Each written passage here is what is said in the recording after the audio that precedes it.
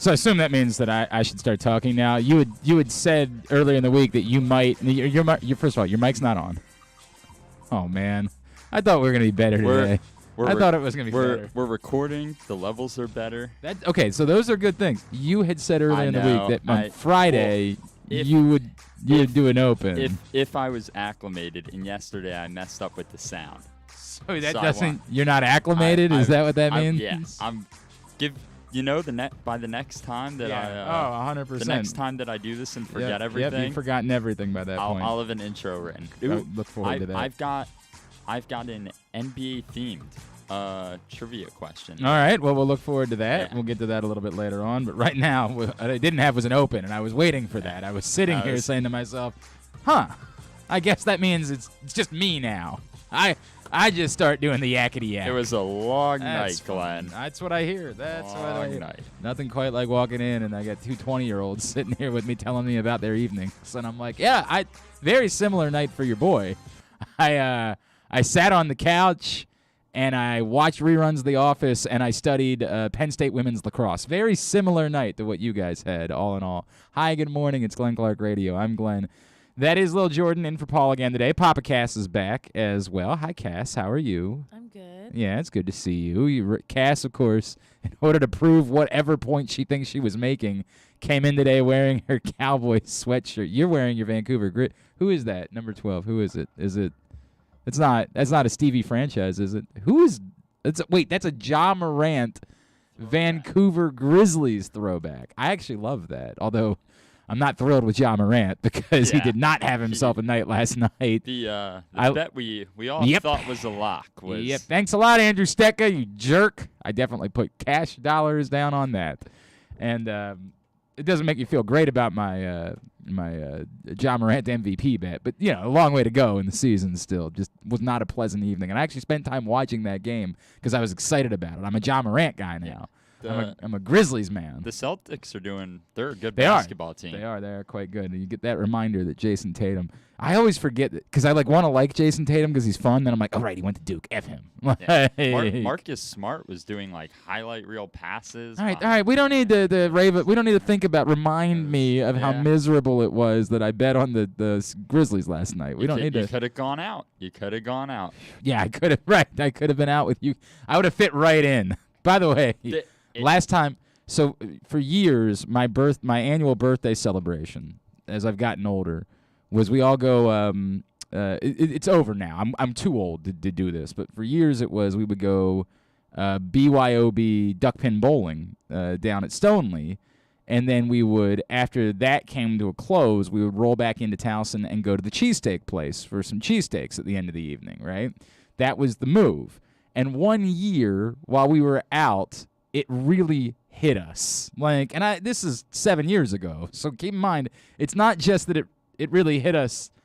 It hit us a while ago, but we're out and we're walking through Towson to go get cheesesteaks, and we just realized, we have no business being here. We are very much out of place in this circumstance. But I did appreciate, 3 years ago, the young lady who pulled my wife aside and begged her to come in and go dancing with them for no reason whatsoever. Just, we were literally standing in the street, and this young lady, Cass's age, grabs my wife and is like, come in. No, you know what it was? I remember exactly what it was now. My wife was trying to find a bathroom because there's no bathroom, or the bathroom at the cheesesteak place was broken. So we wandered out, and we were going to wander into what is now the defunct Old Green Turtle. It's a new place, but they don't spend money with us, so we don't need to advertise them. So we were going to go there, and as she was walking up, a inebriated young lady approached her, literally grabbed her by the arm, and said something like, "You're pretty, come dance with me." And my wife was like, "Aw," it was very. It's a compliment. She thought it was very sweet, and I was like, "It is very. If you'd like to, by all means, go dancing with this young lady. I don't know, wherever the evening takes you. Whatever you're gonna do, have yourself a night. I'm gonna go back and have a cheesesteak and go to bed. That's what I'm gonna do. But you may do this if you'd like." She chose not to. She decided against it. I don't think you're too old. I think you can go. Yeah, no. Think about it this way: if any bar that you go in, I feel like you can justify this as well. Is there's always that one or two, three older men that come in. That's part of my story about last night, Glenn. So weird. We started very Weird. very weird. We started a new tradition. And again, the place does not advertise with us, so I will not list their name. We don't do that. But we go to this one bar in particular, and we order. It's the only place in Towson you can order this certain shot because they custom make it for me. Okay, yes. I mean, Yes. yeah, right. Like you're that big of a deal. Yes. Okay. And we have a special spot in the back of the bar that we get every Thursday, and this was the second week. We're gonna keep doing it and keep it going like for generations. Sure, for generations. For generations. And someone each week, it's a different person, makes a toast and says one good thing that happened about their week to get the night started. Well, I like that. I do like. And then it's like you make a toast. You'd be like, I'm so happy to be out with everyone. That's an affirmation thing. I do appreciate that. And then we get our booze on, and so we were doing that. And one of the other bars in Towson does this thing where it's you can get a free drink potentially if you guess a coin flip right. Sure. Why not? And so it's like full drinks. Like all right. So we go and we're flipping. And we're flipping, and we're getting it right and right. So you were just drinking free all drinks. night. All right, and so then the old man comes in. Okay. So we're playing. He points at me as he says, then the old man comes in, which is we're playing about right, honestly. We're playing pool, and so this guy, he has like a thick Irish accent. He looks like Dabo Sweeney. Okay. And none of my friends thought it. I thought it. But okay. For context. Get to the point. And so he says, oh, yeah, I grew up in Ireland, blah, blah, blah. My girlfriend's Irish Catholic. Okay. My girlfriend's in the bathroom. I was like, you need to come over here and meet this Irishman. Yeah. She comes back. And now the Irishman. Yeah, did he have to wait 4 hours, and were they all 30 years younger than they really were? No. I like okay. that one. Right. I like that one. That's a good one. But so then he proceeds to get kind of like old man, like touchy-feely with my girl, like hand. See, this is the problem. Hand on her shoulder, like a Joe Biden bit. Yeah, like a very old man bit, but it's like he's not actually a threat. He's just. It's like I can't hit him because he's an old man, right? Correct. And he doesn't know any better. Yeah. And my girlfriend's not like she isn't showing me that she's uncomfortable. Okay. But at the same time, it's making me uncomfortable. I get that, right? Yeah. But it was a very weak because he was the only old dude in the bar too, and that's what I have dealt with this in my life. I am a physical touch person, right? Not like I'm not sniffing hair. I'm not going the Biden route. Yeah. Like I'm not that. But I definitely have been a physical touch person over the years. Like I'm a hugger for sure. I'm a hugger. I'll see somebody. I'm like, hey man, good to see you, and I'll like go to like hit them on the shoulder, and sometimes it'll like awkwardly like hit right like here. I don't do it with women. I want to make that very clear. I don't do that. But like I'll go to see. Glenn doesn't hit women. I want to make that. Please pass that around if you don't mind. Pass that around. But I've done that, and I swear to God, like when years ago. I mean, not when he was running for president, but like years ago, when the first like videos of Joe Biden doing that stuff came out, and everybody was making fun. I was like, I'm not that guy, right? Like I had to have a moment where I was like, I don't do the. It's like, no, I don't. But I am definitely a hugger. Like I'm definitely someone that I'm meeting for the second time in my life. I'm already prepared to hug you. Yeah. Like if I've ever seen you before, I'm prepared to give you a hug in a social setting. I think there's a distinct difference though, like if you're doing it to everyone or if you're like objectifying like one girl, like you know what yes I mean? I agree. Like, I'm like yeah that, right that, like, yeah I agree weird, but like I don't like the whole thing where like people make fun of dudes for like being very like huggy. It's like, well, if a girl's really huggy, we're flirty, and if a guy's really huggy or like we're bro dogs, we're getting into the deep we really are. I'm just saying. Yeah, I get that. And then everything was all right. But and then I mean he ended up like stumbling and like just playing pool the rest of the night. Well, and, sounds like, lovely. But sounds like a lovely evening. Yeah, it was just you told me about your night and I got very similar. Really this similar. Who had a much better, much more entertaining evening. Yeah, but he doesn't have to call the Penn State Loyola women's lacrosse game tomorrow, so he didn't have to study for that. He didn't have to do any studying. He did tell us that we're all invited to his future farm in the Ireland countryside. Hell yeah, man. You got an in. Yeah. You got an in. You got a trip to take here in a few years. All right, so that's how Jordan's evening went. Cass is wearing her Cowboy shirt. She's still trying to pretend like she's a Cowboys fan. It's a whole thing. It's a whole whatever that is. John Yes. says, one, Cowboys suck. I agree with him. No way. And two, just remember that us vet drinkers can always turn it on and take out the young rookies. So there is something to be said for that, but it would take me a while to get back to that place. I, of course, drink so little. I mean, I'm so little that at this point, 2 beers and my night's over. Like, it really is. I'm ready to go to bed. It's a combination of drinking so little and I'm tired. I'm exhausted. Yeah. I've got small kids. I don't sleep. Like, I am so tired that after a second beer, it's bedtime. Like, it is just time for me to go pass out and let the day begin again tomorrow. I throw one party a year still to this day, and I will throw another party this summer. It's what I do every year. I roast a pig. I have friends. It's a lovely day, and I will imbibe, but like I've got to take it easy, or else I will. We've made fun of my wife for years because she passes out at 5 o'clock. At 5 o'clock, she is in bed because she gets to a point. We start drinking at about 9 a.m., and she just gets to a point where it's Dunsky. Like, she's going to have to go, but it's dangerous now for me because I'm in the same boat. Like, if I really do go for it, I, too, will be asleep by 5 o'clock in the afternoon. Like, it'll just be the day is over for me, and y'all can carry on, do whatever you'd like to do at my house, but it will not involve me. Like, that's the way it's going to be any longer, so I have to be careful anymore. You're going to get old, too. This day is going to come. Oh, yeah. For you guys. This day is going to come. My dad, he can't come out drinking with me because he'll have one beer and then be drunk. Yep. So. Yep. Those. Sorry, but I can't relate to that. Yeah. All right. Thank Yeah. you, Cass. Yeah. Thank you. You're young. I get it. No, not me. Like my dad. He's He can hold himself. well. pretty Good for him. Good for him. And I think there might be a day where your boy could rejoin that world at some point. It's just that the young kids don't help in the I think process. it's cute though, because my mom can't. Like, Oh, really? My mom is not doesn't like to drink. Oh, my wife is a second glass of wine half the time, and she's, Yeah. I'm like, all right, well, this is the time. I have definitely had to remove my wife from multiple different circumstances when I was like, well, nope, she's hit it. She has hit the point of no return. We have reached that moment, and unless you're around a very specific group of friends that, like, okay, they're going to take, like, my buddy's wife will take care of her. We call her Mrs. Gatsby. When I'm out with them, she can get as drunk as she wants because Mrs. Gatsby is going to take care of her. Around certain friends, no problem. But around other people, now we got to go. We got to go. In fact, I've told this story before. John Angelos kindly invited us to a party on opening day one year. And it was very nice, and it was with a lot of very important people at the warehouse before the opening day game. And I don't know why I was there. Like, I looked around like, why did we get this invite? Like, why are we at this party?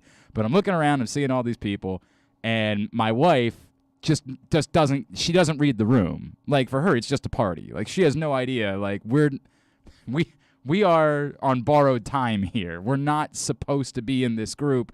Let's not bring attention to ourselves. Let's just enjoy the lovely hors d'oeuvres and maybe have a drink and then go watch the baseball game like the miscreants that we are. Like, let's do that. She could not operate that way. Proceeded to get hammered, and about an hour into the party, the game was started at 3 o'clock, so it's still probably only about noon. And I'm like, we got to go. She was like, what? I'm like, we have to leave. She's like, I don't understand. I'm like, no, we need to go back to a place where we'll go over to one of these establishments across the street. We'll go to Pickles and fit right in. We don't give advertising to people that don't advertise with us. We'll go that way because we can't be here any longer. And she doesn't get it. Now I got to explain to some of the people that I've been hobnobbing with at this party, like, I'm sorry we had to leave. My wife was about to start a scene. Like, it was about to become a scene. And I don't need to be the guy whose wife created a scene at the nice party. Like, I just don't need to be that guy. So it was time. It was time for us to leave, to depart for the evening, offer our pleasantries, and move on, and we can go back and be the dirty white trash that we know we are at a bar across the street. We can go do that there. That's the way it's going to be. I don't know how we got into this topic this morning. It was just you being out. That was really all it was. That was how we got there. All right, I got some things I want to cover on the show today. Today's program is brought to you by Live Casino and Hotel. The FanDuel Sportsbook is open, and it is the place to watch all the big events, including UFC 272 tomorrow night. You want to guarantee your spot? What I would encourage you to do is email events@sportsocialmd.com, events@sportsocialmd.com, and reserve your table or reserve your reclining chairs, whatever it is. They've got a bunch of different VIP areas in the FanDuel Sportsbook at Live Casino and Hotel. So reserve your spot for UFC 272 tomorrow night right now. I have a lot to say. And when I say a lot to say, I've got as many questions as I have answers. I don't know. Maybe I'm overreacting to one particular piece of video, but it's really quite alarming. So the NFL Network crew is all out at the Combine right now. They're doing all their coverage. And admittedly, I've told you guys before, I don't watch I don't watch ESPN, I don't watch NFL Network, I don't watch Fox Sports 1. If something happens, I'll find out about it on social media. I cannot suffer through all of the bloviating, all of the people. Yeah, I can't fathom a human being spending their day. Do you have any idea how much good content exists in the world? Not inventing Anna, that sucks, but everything else is good. If you haven't watched Peacemaker yet, get on it. So Ian Rappaport, of course, the insider for NFL Network, and he's out at the Combine and in between workouts or whatever. By the way, if being a fan of a sport requires you to give a rat's ass about someone's hand size, I just don't think it's worth being a fan of that sport. You can't get me to care about this stuff.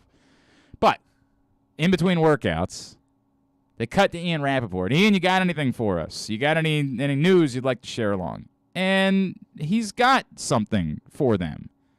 And it perplexes me. It confuses me. It's a bit much, frankly. And I'll see if this actually works. I never know if people can actually hear these videos. Maybe we could play this one. Hang on a second. Jordan, you got your email open? Yeah. On that? No, on this computer. Yeah. Do you have it open on the which email do you have open? My school email. Your school email. All right. So I'm going to send you a link to this, and you can play it because it's not music, so we shouldn't get in trouble for it. So pull that up if you don't mind, this Ian Rappaport tweet, and make sure you've got Channel 4 unmuted so we can do this. But I do not have an email from you yet. Well, maybe it takes a second. I'm not sure. This is why, by the way. Oh. Yes. Yep. Yeah, just got it. This is why we have all those pre-show meetings, is to make sure we knock this out before we go on the air. We really executed this perfectly. We practiced it 10 times and nailed it. That's the reason for all the meetings. All right. So you have the video there? Let's try this out. Okay. You unmute for. Yeah. Good. Huh? Is the sound on the video unmuted? Yeah. Really? Wait. And I know, obviously, there's the on-field production and the on-field drills, which we're going through, the interviews earlier in the week, and then there's the global question of where is the Combine going? All right, nobody cares about that. Fast forward a little bit. That's the part of it. Who cares where the Combine's going to be? It's run for more than a decade, and forever. A little bit further. There's a lot of so, of course, that's the Combine news. There's also a ton of NFL news this week, including the future of some quarterbacks. And one of the topics I want to get to here, guys, Lamar Jackson. And there has been a ton of conversation. When is he going to do the contract extension? Eric DeCosta was pretty upfront with reporters saying they're willing to do it they want to do it now, but they're willing to wait on Lamar's schedule. There doesn't seem to be a lot of urgency from Lamar Jackson, raising the possibility that maybe he just doesn't do a contract this year or next year or the year after. He could go fifth-year option, franchise tag, paving the way for him to become a free agent and get paid huge numbers. All right. Well, that's we don't need any more of that. Now I want to make a couple things clear. He didn't report that was the plan. He used the word maybe. But what in the ever-loving F is that? It's a horrible take. What is that? I don't know that it's a take. This is the part that I'm trying to come up with. Ian Rappaport is not Stephen A. Smith. Ian Rappaport is not Skip Bayless. Ian Rappaport is not someone whose job is to just say things for the sake of saying them. Ian Rappaport's job is to be a reporter, is to report, is to pass along things that are factual. Now, again, he didn't say, I have heard that Lamar Jackson is thinking about just dragging this out for a few years. He said maybe he doesn't sign a deal at all, goes fifth-year option, franchise tag, and then hits free agency down the road in order to cash in big time. What? What? Yeah. What is that? And I'm so perplexed by it because I keep, and this is why we're going to invite a couple of former NFL agents on the show today. Tony Agnone, Baltimore's own, is going to join us here in a second, and then later on in the morning, we're going to catch up with Marc Lillibridge, who's not only a former agent but worked in media for a long time. Don't worry, we'll take a break before we call Tony, and I'll give you his number then. I'm perplexed because I can't fathom, like I can't think for a second of a reason why that would be sensical. And if I'm even Ian Rappaport, as I'm saying it out loud, the first thing I would say back is, guys, I know this sounds utterly bat-ass insane, but maybe this is what's going on, or I've heard that perhaps this is what's going on. Because on face value, this is nuts. And I get the argument back is, well, you know, this is the NFL and nothing's guaranteed money, right? So why not just have a structure of 1-year deals after 1-year deals after 1-year deal after 1-year deal? And like, that's not an unreasonable question. But the answer is pretty simple. You don't get the same in guarantees. Even the guaranteed money isn't as good. You can say in the first franchise year, you would get the average of the top 5. Presumably, if you're signing a long-term deal, you're getting paid top 2. I don't know if you'll replicate the annual money of Patrick Mahomes, although you might. The only thing I could fathom, and I was so befuddled by this that I went to Twitter. I was like, what am I missing here? And I got back responses along the lines of like, well, maybe the Ravens, or maybe he's demanding Patrick Mahomes money and the Ravens just won't do it. Maybe. But at some point, I would think that would become public. Like, I would think if that's what's going on, Ian Rappaport would say that.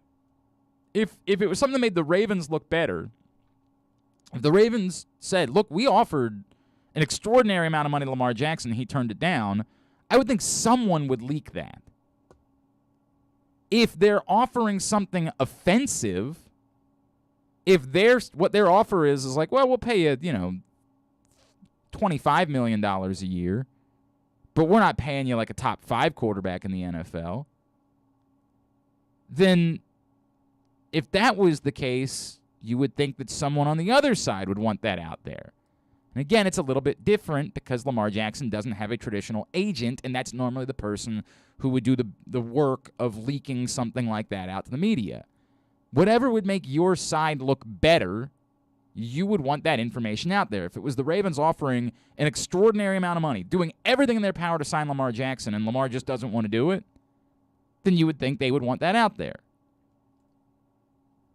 I'm so confused. I'm befuddled by this just being thrown out there like it was legitimate. Like there's a real chance this could happen. This isn't some dork on the internet saying something. This is one of the problems that we have in reality now, is that we think a big butts 34 on Twitter is the same person as Ian Rappaport. Like, we just think that because people on the internet make things up, then Ian Rappaport just might make things up. And I get it. I'm not saying Ian Rappaport's been correct about everything he's had, but he's not just pulling things out of thin air. He's not going on Twitter and trolling and saying Hollywood Brown's going to retire to play video games the rest of his life. He's a legitimate NFL reporter. And in fact, works for the league.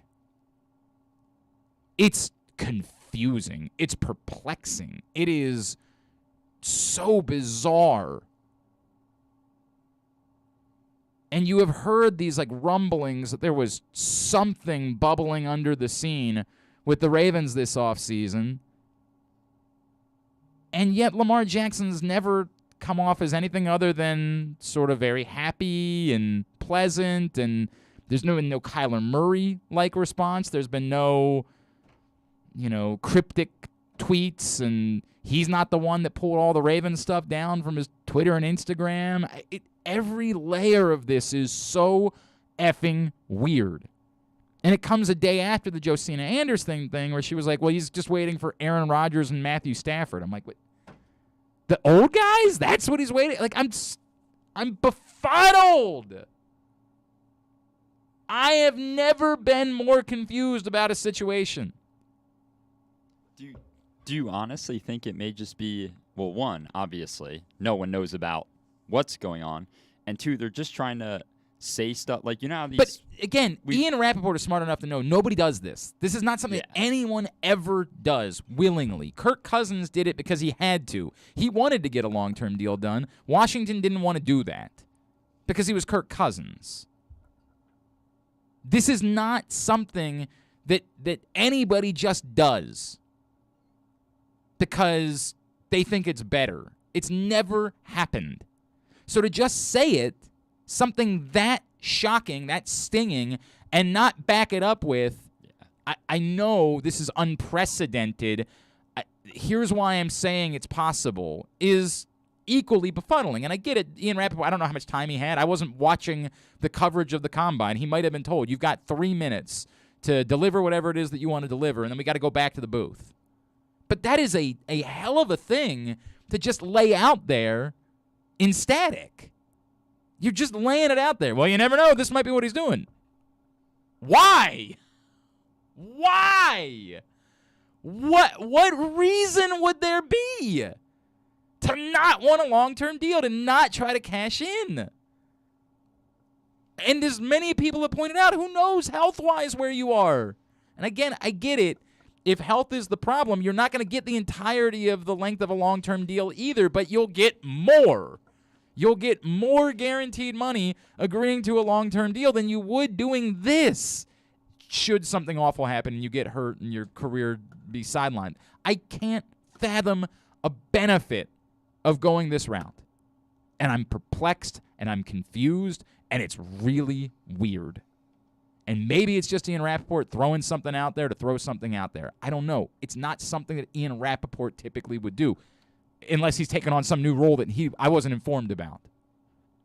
Every level of this is effing weird, man. I want to get some perspective. We're going to reach out, as I said, to a couple former agents, try to figure out why. Why would we be in this position? We've gone the route. We talked to some former GMs. We talked to some other people. We're going to try to talk to some agents and see if they can't shed some light as to why this would make sense, if it would. We come back in. Baltimore's own Tony Agnone is going to join us. He'll be first up. That we'll try to get some information from about this. It's so strange, this situation the Ravens are in with Lamar Jackson. Today's show is also brought to you by Glory Days Grill. The St. Patrick's menu is available right now, and it includes the smoky thigh wings with the Guinness grilling sauce. Sounds so good. It's a house-made Guinness barbecue sauce. Plus, they've got the fan favorites like the corned beef and cabbage, the shepherd's pie with Guinness braised ground beef, the Glory Days Reuben, and the Rachel. GloryDaysGrill.com. Get your order in right now. It's Glenn Clark Radio. Sports fans, the wait is over. The all-new FanDuel Sportsbook is now open at Live Casino and Hotel in Hanover, Maryland. This is your chance to win big right in your own backyard. Bet on every sport with self-service kiosks and watch all of the action from the best seat in the house. Make every moment more at the all-new FanDuel Sportsbook at Live Casino and Hotel in Hanover. Please play responsibly. Gambling problem? Please call 1-800-GAMBLER or visit mdgamblinghelp.org. That first sip. That first bite. Start your day off right with a delicious breakfast at Royal Farms. Choose from a fantastic selection of fresh Royal Farms breakfast sandwiches and top it off with a rich hot cup of the freshest coffee in the world.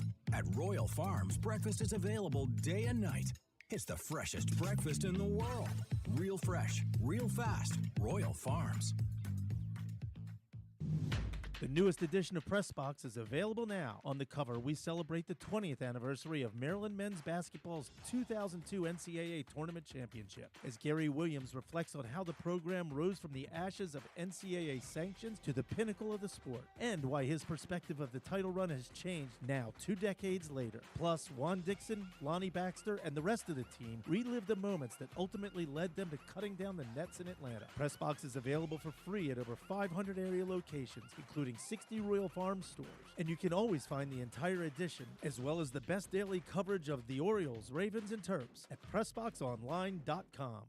The biggest pro wrestling stars today and all time all have one thing in common. You've heard them on Jobbing Out. Matt and Nick Jackson, the Young Bucks. Thanks for having us, man. Appreciate it. The great Kurt Angle. Thanks for having me on the show. I appreciate it. Matt Riddle. Yeah, man. Thanks, man. The champ, Drew McIntyre. Oh, thank you for having me. The great Ron Simmons. Damn.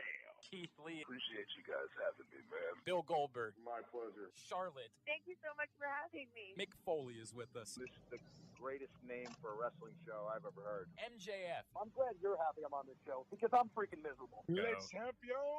Chris Jericho. Le champion. AJ, Aaron, Brandon, and Glenn are talking pro wrestling every week on Jobbing Out. Find it at PressBoxOnline.com/radio, iTunes, and SoundCloud. Stay tuned. Your chance to win $1 million is coming up. Probably not from us. You're listening to Glenn Clark Radio. All right, back in here on GCR. It is a Friday edition of the program, and I do want to try to get some context, as these layers to this Lamar Jackson conversation really confusing. So today I thought we'd go the route of talking with veteran agents, and our first guest today is someone who, of course, locally everybody knows. He is one of our own in Baltimore, and he has represented some of the biggest clients in the history of the game. He is Mr. Tony Agnone, and he's back with us now here on GCR. Tony, it's Glenn and Jordan. It's great to catch up with you, man. Thank you so much for taking a couple of minutes for us this morning. No, always a pleasure to talk to you guys. Tony, hope everything is going well up there in Baltimore. Everything is going well. Are you out in Indianapolis right now? I am. What? I'm at the Combine. I'll be here till tomorrow. How many combines have you been to in your career, sir? Well, it's funny that you asked that because last night they were trying to figure out if I'm the longest. 40. The first combine, 40? People don't even know the first combine for Blesto was in Baltimore. No, I had no idea. Way back when. And then after that, they moved it around, and it went to Dallas, Texas. And looks like that's where we'll end up now. That's what I was about to ask. What do you make of the conversation about the future of the combine? Well, I'm hoping they keep it in Indianapolis. It's okay. Not like I like the cold weather, but it's so convenient, and you can get to everybody. There are all the hotels around. All the teams stay at different hotels. You can meet with somebody without anybody knowing you're meeting, and that's really the most important part of this for me, although we want to see these guys perform. But, it's really become more of an entertainment thing and a league way to make revenue, with the running. And I think we should go back to what we talked about a few years ago, and that is that they pay the players for running first, second, third, fourth, fifth, down to 10th. You see these guys are putting forward a great effort. With a little bit of money on the line, you'll even see a bigger effort. So, and maybe some other guys, it's a good point. Some guys that aren't inclined to work out would be a little more inclined to work out. They would be much more, I think, inclined to work out. This is actually, they think, my 40th. 40th. Wow, that's amazing. What a career. That's a long time. No doubt about it. Means either I'm crazy or, I just kind of lost my mind totally. Well, you've had a little bit of success in there, Tony, so I can understand why you'd want to stick around. You've had some good ones over the years. Well, I appreciate that, and I'm very, very happy. In fact, I saw Sean O'Hara yesterday that I represented. He's going to do the broadcast for the offensive linemen. That's cool. I was giving him a hard time about the fact that, I wasn't sure he was giving some of these guys their due. He laughed. That's tremendous. Tony Agnone with us here on GCR. So, Tony, we were just talking before the break about the situation the Ravens find themselves in with Lamar Jackson. And I want to make it very clear. Obviously, you do not represent Lamar Jackson. No one does, in fact. No. Let me start with that. From an agent's perspective, what do you make of a player trying to do this without an agent? I assume that most agents would say, well, we think we're pretty valuable, so we would probably think that you should work with one of us, but are there real dangers that can come along to trying to do something like this without having representation? Well, my feeling is always the same thing. Obviously, he doesn't trust anybody, or he doesn't trust, an agent, and that's fine. That happens to a certain degree. My problem with it is that there are so many intricacies today. For example, one time a guaranteed contract when I did Carl Mecklenburg, it was fully guaranteed. It made no difference. Now it has to be guaranteed for injury, skill, and cap. And you have to make sure that you have that in there. These are the little nuances that we have. We have all kinds of little areas that we look at and everything else. And, I think a player has a hard enough time concentrating on his craft, period. So no less try to take this on. And he's going to get a lot of money and everything else like that. And, to do it the right way, to make sure he's protected and everything else like that. Like, for example, the team has an insurable interest. He has an insurable interest as well. That might be something that they want to talk about. Who's going to get the insurance policy? How much is it going to be? Are they going to share? Are they going to share it versus the guarantee or not? So there's a lot of things to go for there. And the other problem is when to do the deal. He was MVP in 2019, and like everything else, he reminds me so much of Steve Young. A running quarterback that develops into a really good passer and ends up being a great quarterback. Guys in the Hall of Fame. This guy could be the same way, but you have to work on that part of your game, and you have to work with the team in terms of the evolution of, because eventually, one thing I've learned from here, there are a lot of fast guys out here now. Sure. And having worked with Todd Bowles all those years, if you run, he's going to make you pay for it, So I think that's one of the areas you want to be concerned with is as he grows and matures into that outstanding quarterback that he is, he's going to have to probably change his game a little bit each year as we move through the process. Tony, is there... So all those things are conversations. All those things are important, I think. And all those things are, and that's not even talking about the basics of the contract. So right.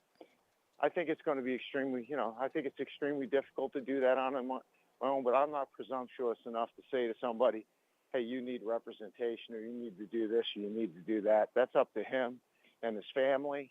But if I was him, I would have an advisor, and I'd have them put if he doesn't want them to go in, at least put all the things together for him so he knows what he's doing and how he's doing it. Is there any reason for him to not do a deal? I bring this up because we've been talking about this report from Ian Rappaport yesterday on the NFL Network that suggested there could be a possibility that he plays this out for a fifth year and plays the 2 franchise tag years and then draws it out to get the true free agency and then tries to cash in after 7 years in the NFL.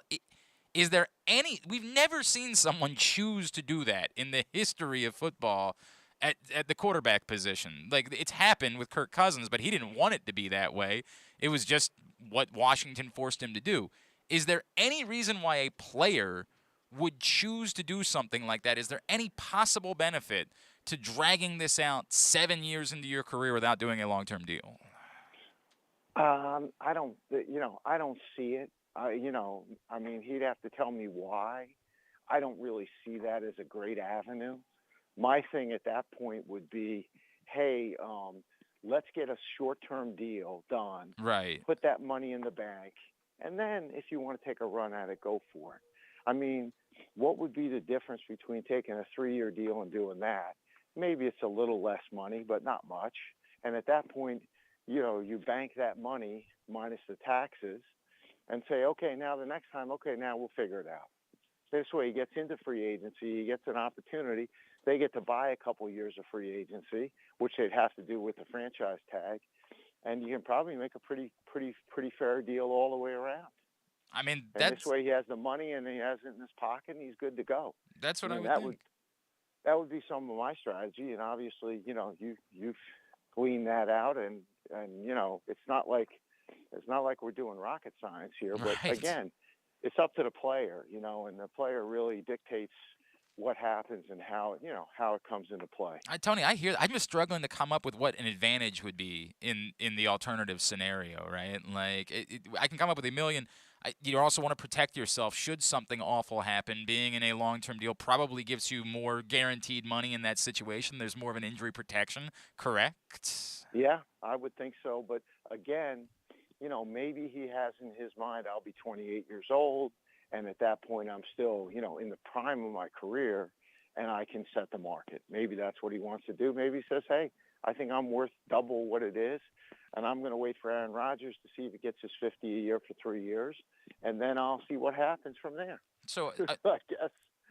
I mean, I hear. And by the way, I wanted to bring that up because that was something that Josina Anderson reported this week, that right now you're waiting on Aaron Rodgers and Matthew Stafford. Let them set the market for you and then go from there. Whereas we have all worked under the idea that, well, hey, it's the younger quarterbacks. It was the Mahomes deal, the Josh Allen deal that should probably be the guiding light for a Lamar Jackson contract. What do you make of the idea that, no, it doesn't matter how old they are. It's sheerly the annual value of the contract that it is that you're looking for whenever you do your deal if you're Lamar Jackson? Well, my feeling is I'm more of a Brady guy than I am that kind of thing. I'm looking for championships because, but I want to make sure you're comfortable. Okay, so how do we make you most comfortable? How do we put you in the best possible situation with the best players around you and still get you paid? So my thing is hey, look, I don't really care what they do. What he's at the end of his career. Lamar will have 2 or 3 more opportunities to get back at the table if he wants to. Or he takes this one big bite, which is what seems to be, what people are saying, that he might play it out in the 2 friends. Well, then that's one big bite at the apple. By then, we'll see what the cap it looks like in the whole bit. The cap is obviously going to go up significantly. We're at an artificially low level right now. And you can see all these teams are struggling to get under the cap, and I think I'm a little worried that free agency may be not what everybody expects because of that. It's just going to be a down year because of the situation coming out of the pandemic and the cap not rising the way that we expected maybe it would have otherwise. Although that changes with the media contracts, correct? Like that we go from a down year to what it's expected to be a pretty significant jump in the coming years, right? Oh, I would think so. As long as we have legalized gambling and as long as they pick up that gambling money and, you see DirecTV is now in a real fight, whether it be streamed on Sunday Ticket. We have all kinds of ways which the revenue is. Believe me, I'm not feeling bad for any of these owners. Sure, of course. Okay. Yeah, they're doing quite fine. There's no doubt about that. They're in good shape. And the fact that they're getting another year, in my mind, another bite in a lower cap area where we should be in a higher cap area, hey, credit to them for negotiating better than we did. That's all. Interesting. Boy, I can't help but think about the context of what's going on in baseball when you mentioned that, Tony. I can't help but think about that context right now. Well, one of the things that really bothers me about the baseball situation is that's what happens, I believe, when you set artificial deadlines and you don't negotiate until you get to that artificial deadline. Mm-hmm. If they had been negotiating like crazy, I'd be able to see a lot more games this year. And frankly, I don't blame the fan for being angry about it, but I think the blame, of course I'm on the labor side, but I think the blame falls on those owners for what do you mean you're not going to raise the luxury tax? And what do you mean that you're paying all the money and, sending it to other owners as well? I don't get that. I don't understand. The whole purpose is if you're getting money from bigger market teams, you should be paying that out, not putting it in the bank. I don't think that works. I agree with that, and obviously it's a somewhat sore subject locally, as you could possibly imagine, Tony. But hopefully those days are changing. Hopefully. I'll say this for any O's fans. Yep. Wow, they have some prospects. They certainly do. They certainly do. I'll tell you what, this I believe that in the next 3 years, this will be the golden years for Baltimore. Boy, do I hope these teams. Boy, do I hope you're right about that, Tony. Boy, do I hope you are right about that. It would make our. There's this funny thing where everybody thinks people in our business root against the teams. I'm like, no, not in any way. Our lives are drastically better. Drastically better. You're 100% correct. The teams are Every relevant. which way around. Oh my word. You have no idea. I'm sure people want to tune in to watch you, to listen to you talk about them losing 7-3 the night before. I'm sure that's a very popular thing. I agree with you. That doesn't make much sense. Not at all. I hope that they have a nice 10 or 11 game winning streak instead of a losing streak, and you get to do that part. Tony, let me just sort of go back to Lamar conversation to wrap with this. Is it advantageous for the team? Like, if Lamar really is saying, I just don't want to do this, I want to push this off, and I want to get the natural free agency whenever we can get there, can that be beneficial for the Ravens to say, all right, we now know we go all in for these 3 years, we sell out to try to win, and then that's just what it is. At that point, if he moves on, he moves on. Life goes on. We try to find another quarterback, but we know we've got a 3-year window here to try to sell out. Obviously, it's going to be at a higher figure cap-wise, and so that could hurt them in the franchise years. Like, what does that do to the team if that's really the route Lamar goes? Well, actually, that's like you said, that's helpful. At that point, you say, okay, I'm pushing all the chips into the middle of the table. Let me go find out the best defensive players I can find, and or give him some more weapons, or pick up an offensive lineman here or there. And now, all of a sudden, you can afford those guys, and that works. And I believe their strategy, and again, I don't know, I'm going to have lunch with them, but I don't really know for sure what they're thinking in terms of that. Right. But you got to figure that you're 100% correct. If that's what they've been told, hey, you know what, Lamar, go for it, and we'll change from here in terms of what we do. It's interesting. It's perplexing. I got to be honest, Tony. Everything about this is perplexing. Like, I just got to think to myself, why is this not done already? But my feelings are hurt a little bit because I believe in the player, and he's done a great job. I mean, he's played extremely well for the franchise, and he should be rewarded. And you want to make sure that he gets his money. I don't really, I have no rooting interest in terms of that, but I really would like to see him get money and put that money away, because he's a good kid, and he works extremely hard, and he's put up with a lot of injuries and stuff like that, and you want to make sure that happens. But hey, everybody, the great thing about life is, you know how it is. you get to make your own path. No question. If that's what he decided, okay, good luck on terms of that. But I hope he gets a lot of professional help, in terms of this contract, because I don't want to see him, taken on the chin. Tony, is there anything we can plug for you, sir? No, just hopefully the weather's good when I come back.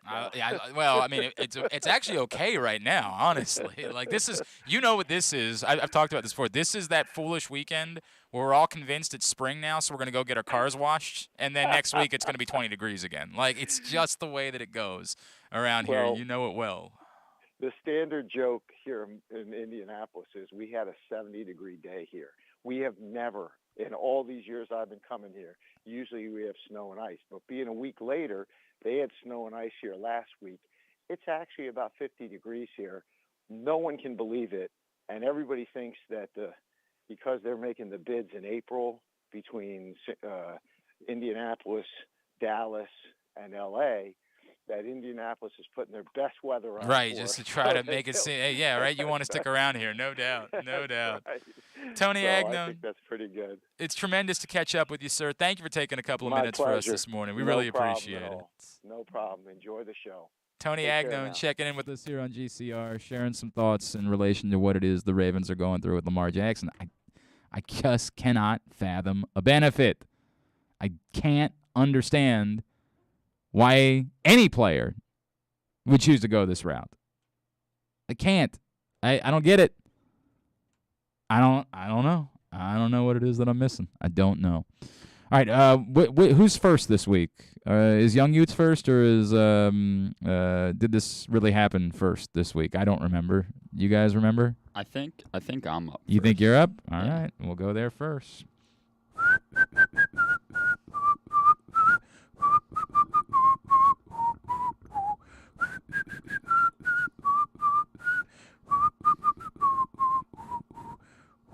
It was going right for a minute. Young Utes brought to you today by your local Toyota dealer and buyatoyota.com.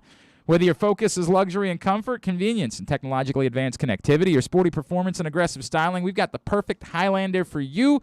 Check out buyatoyota.com for deals on new Highlanders from your local Toyota dealer today. What are the Young Utes talking about, Jordan? First one is about Jack Harlow. He's going to be in White Man Can't Jump. I saw that. So yeah, it's go gonna ahead. be in- You can keep going. Yeah, so he's going to be starring in White Men. You got a Jack Harlow thing? He's Cass so is getting attractive. okay. He's really good at basketball. Is he? He's really good at Cass basketball. really attractive. But a so lot happening here. Nobody's mentioned anything about his music. So, by the way, he's I gonna, love his music. Okay, all right. He's going to be in the reboot, and it will be his acting debut. So is he playing the Woody Harrelson character? Is that like is it a straight reboot of White Man Can't Jump? I'm reading. Yeah, he'll fill the role of Woody Harrelson, pioneered in the 1992 original. There's no chance either of you have ever seen White Man Can't Jump, obviously. No. There's no chance of that. And by the way, that actually doesn't bother me a great deal. It's on my list of things I want to watch. It's fine to good, right? Like it's not. I don't think it's classic. I don't really think it needs to have a reboot made in any way. But if Jack Harlow loves basketball and he's good, then fine. Like I have no problem with that whatsoever. I don't know a lot about Jack Harlow. Like I know the young women appear to be fans of his. I've heard his music. It's fine. Like I'm not. It's not for me, but that's fine. A lot of things aren't for me. He made the song Tyler Hero. Oh, that's right. He did. They're like best friends. I mean, that's cool. I don't know. There's nothing about Jack Harlow that has made me dislike him in any way. Plus, wasn't he the one that got Lou Williams in trouble at the strip club that night? Wasn't it because maybe that he took it? Lou Williams went to the strip club to get his wings at Magic City in Atlanta, which is 100% true. That's the reason why he was there, was to get wings, because that's apparently where you go in Atlanta to get wings, is a strip club called Magic City. And while he was there, Jack Harlow was throwing a birthday party, and Jack Harlow wanted a picture with him, and that's the picture that got Lou Williams in trouble when he went back to the bubble, because Lou Williams he was in Atlanta for a funeral, wanted wings while he was there, and everybody's like, oh, I'm so sure you went to the strip club to get wings, and then everybody in Atlanta was like, no, that's exactly the reason why you go to Magic City is to get wings. It's like the thing, and literally to the point where I did not know that Lou Williams has a wing flavor named after him at Magic City in Atlanta.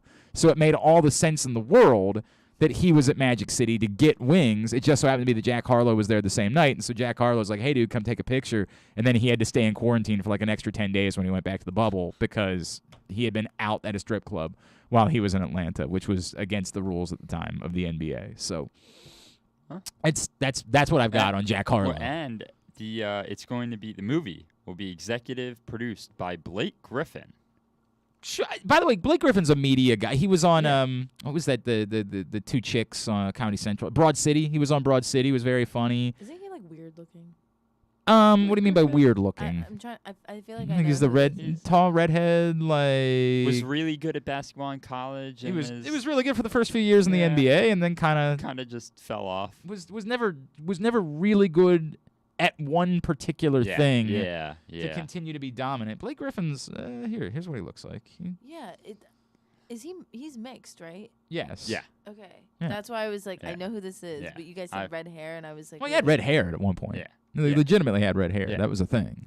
I thought you meant that he was a ginger. No, he wasn't a ginger. Okay, that's no, what I sorry. thought. Sorry, I did not mean that he was a ginger by any stretch of the imagination. Although he's very light-skinned. Like, there's no question that he's I don't know. This doesn't. It's not for me, but it doesn't bother me either. Like, sure, let's do this. Why not? Jack Harlow and White Man Can't Jump. What's next? Next. That's a point, by the way. Because the kids care about Jack Harlow. Thank you. Yeah. All right, easy over there. Jesus, Cass. Settle down. My Wi-Fi. It's so shorted it's out. so There funny. we go. Cass is all over the place. She's in love with Tommy Lee and Jack Harlow, and there was somebody else that And you Tom were. Holland. And Yeah, Mark Tom. Wahlberg. But there was also somebody else that you were like salivating over recently.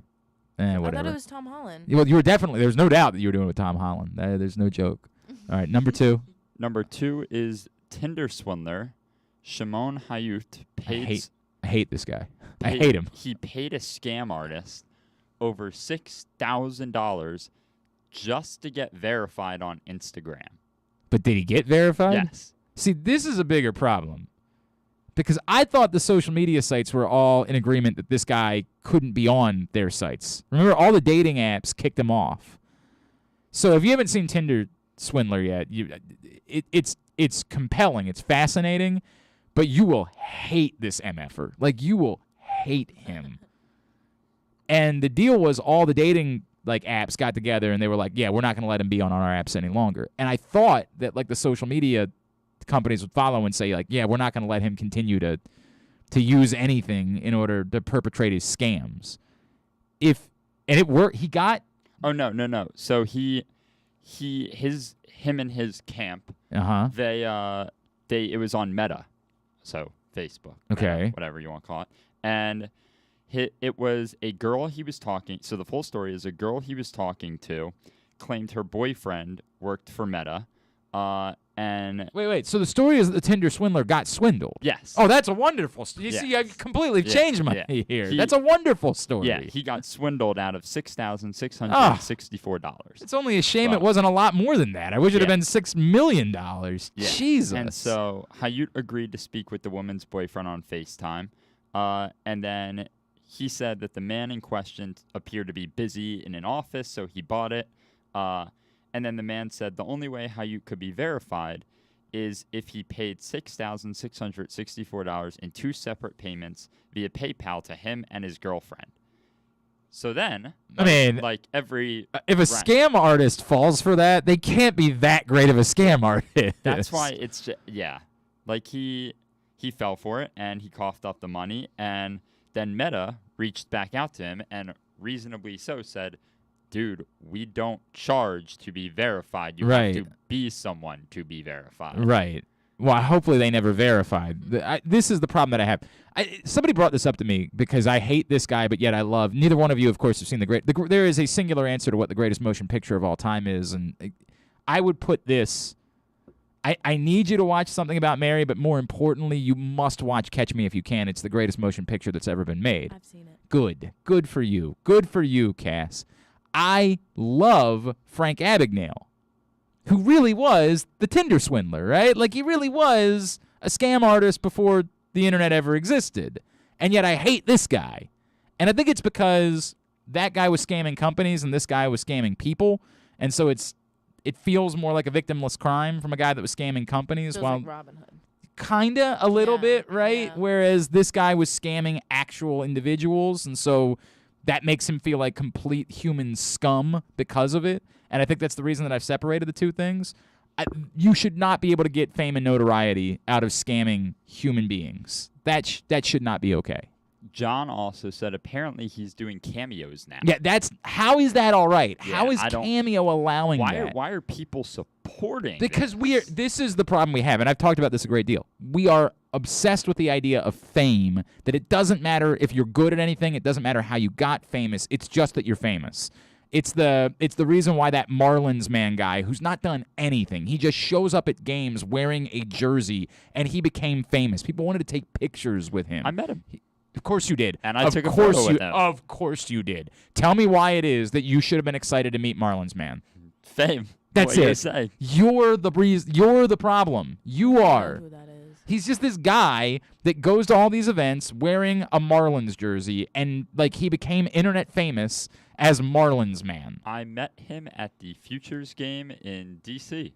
He was a cool dude. I'm sure he was. He doesn't deserve this. He's not done anything. I agree. I met him at Preakness once, but I sure as hell didn't take a... can't say you agree. I promise. Took the picture. Yeah, you did. For the cachet. That's what it is. You want the cachet. You want to live in this internet bubble where good and evil don't matter. It's just, are you famous or not? And it's how all of society is today. Old man shouts at clouds. I am 100%, and I will die on this hill. We have lost any ability to separate whether or not someone is worthy of the attention that they get because we make Instagram models role models. We have completely lost our way. No offense. I'm not saying don't be an Instagram model. Go have whatever success you can have. This isn't me knocking them. I don't hate Marlins, man. By all means, if you can get it, it's not his fault that people are stupid. He's taking advantage of it. It's the same way I don't make fun of Skip Bayless. It's not his fault that there are dopes that watch this crap. But it's on us as a society. We have failed miserably by allowing these to become the people that get the attention and become famous, because this guy is crap. The Tinder swindler should definitely be in jail 100%. still, but beyond that, should be forced to work at McDonald's. Like, he should be able to succeed in no ways because he has not benefited society even remotely. We should not allow him to be on Cameo. Cameo should step in and say, nah, dude, I get it. We got a lot of people on here that, like, aren't really famous. They're just people on the internet, but, like, they're not people that scammed millions of dollars away from human beings. We're going to cut the line. You're not allowed on here. Sorry. You want to know someone you should be supporting? Have you ever seen Big Time Rush, Glenn? I have never seen Big Time Rush. I'm familiar with it. Gustavo Rock, the actor. Yes. I forget the actor's Is this story name. 3? No. Oh, okay. This is just a little tidbit. Right, story 3 short. Okay. But Gustavo Rock is charging $40 if you PayPal him, and in return, he will send you a signed photo of him, personalized for you for the month of March. Aww, cool. Nice guy. Go okay. support him. Don't support I mean, him. Yeah. If that's what you're into, I don't. The youths care about Gustavo. Yeah. How do the youths feel about the Tinder swindler? I feel like people, like, honestly don't care as much, but, like, I don't know. I don't really care, except, like, I just hate the dude already. Yeah, like, F him. The fact that he's even getting famous off of it. F him. Like, if I see forever. Pete Davidson, I want a picture. Yes, because he's good at something. Right. But, like, what I'm saying is, like, Tom Holland's. Like, those people. Yes, wait. they deserve their fame. If I see Logan Paul walking down the street, you bet my ass I'm just walking by. That guy. I'm not even going to pay him any attention. Like, I'm literally going to be like, have a skill. Be good at something. A guy who does have a skill is Robert Pattinson. He does have a skill. He's the Batman. And yes, and he came out and he said he was shocked that he wasn't mocked more over the fact that he was cast as Batman. He's mocked pretty roundly for it, though. Like, I can't. That's what I thought. Like, that's the number for the next guest that we need to call here in a second. Perfect. But yeah, no, he was just saying, or the Batman director was just saying how it's like, oh yeah, I watched how he moved on stage and I was captivated by it and thought he'd be a good fit for the role and this and that. I haven't seen it. I think Paul from Ovilando messaged me and said he saw it and enjoyed it. I want to see it. It looks good. I haven't. He took it really seriously because there was a Harry Potter reunion and he didn't want to come to it because obviously he played Cedric Diggory in Harry Potter. And so he didn't come because he said he didn't want to get out of character. He wanted to really focus on being Batman. So he didn't even go to the reunion. And it was like an hour-long, like, really good show. Like, everyone should watch I could certainly understand why other people would sort of be like, I don't need this right now. Like, I don't need this right now. I have never seen any. That's not true. My wife made me go with her to see one of the vampire movies, and it was the last one, I want to say. Mm-hmm. And I hated it so much that I attempted to fall asleep just to get through it. Yeah, go ahead and call him. And I couldn't. No matter how hard I tried, I couldn't fall asleep, and I wanted to die. God, they're actually, like, horrible. They're a part of, like, wretched. But they're, like, it's weird. It's, like, nostalgic for, like, us. Because my sister read all the books, and that's all I remember as a kid is, like, my sister reading them. And I thought she was so cool. So I was like, oh, my God, I love it. And we'd watch it together. But then, and I was like, oh, my God, I love watching it with her. But, like, now watching it, I'm like, this is horrible. The Batman has 85% from critics on Rotten Tomatoes and 93% from the audience on Rotten Tomatoes. So, I'll see it. It's not like I won't see it. I'm just not. It's just a DVD rental, maybe. I don't know if I'll go to theaters. Is that still a thing? Are there still DVD rentals? Okay, Does that still exist? I just say that is in like a streaming. Yeah, that's exactly what it is. It's when it'll end up on HBO Max. It's going to be on HBO Max in a few months, and that's probably when I don't think I'm going to. And I could be wrong about it. It could be that my wife and I like look at each other and say, "No, we got nothing else to do. We'll go see the Batman, right?" Like maybe, but I doubt it. I think. Go watch Uncharted. I watched that, and Tom Holland looks. Oh, you love Tom Holland. And God, Mark you Wahlberg, love Tom the Holland. fact that they were both together in that movie was like cinematic history. Easy over there. Easy. Might have to hose Cass off in a second. They're so cute. All right, that's Young Utes. You giving him a thumbs up for Young Utes today? Yeah, you did good. All right, good job. Good job. That's what the young people are talking about. Into hour number 2 of the program, let's continue to try to get some perspective about this Lamar Jackson situation. Joining us now, Former NFL agent, the man who worked in the media for a while as well. It's a pleasure to welcome back into the program Marc Lillibridge, who's with us on GCR. Marc, it's Glenn back in Baltimore. It's great to chat with you, man. Thank you for taking a couple of minutes for us this morning. Hey, man, it's always good to talk to you, Glenn. I appreciate it, and congratulations. The show keeps rocking. Thank you, man. It's very kind of you to say that. And you've been great to us over the years. And honestly, how many years has it been now since you've actually had clients, Marc?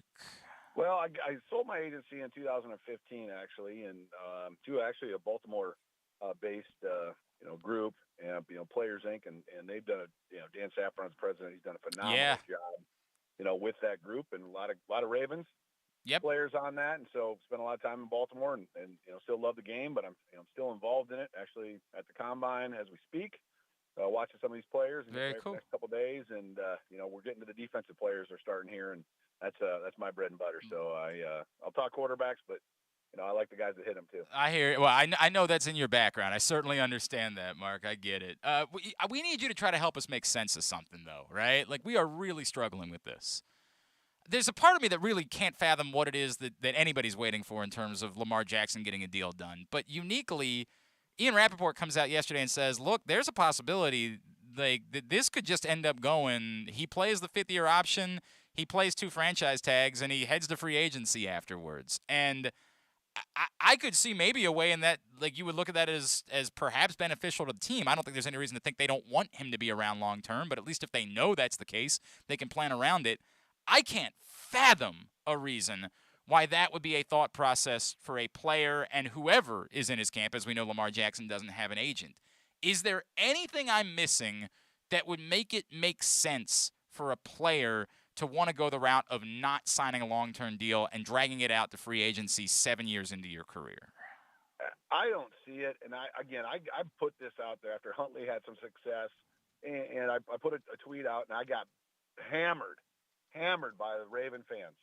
Okay, and again, that's fine. I mean, but that's why you're fans, right?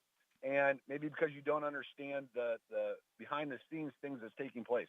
And my tweet was, in the essence of it, was that I think this is why Lamar needs an agent or someone to protect him, because with Huntley's success, and it's not Lamar's success, right? He's MVP, and he's done a lot of things in this league that are very, very, at a high end.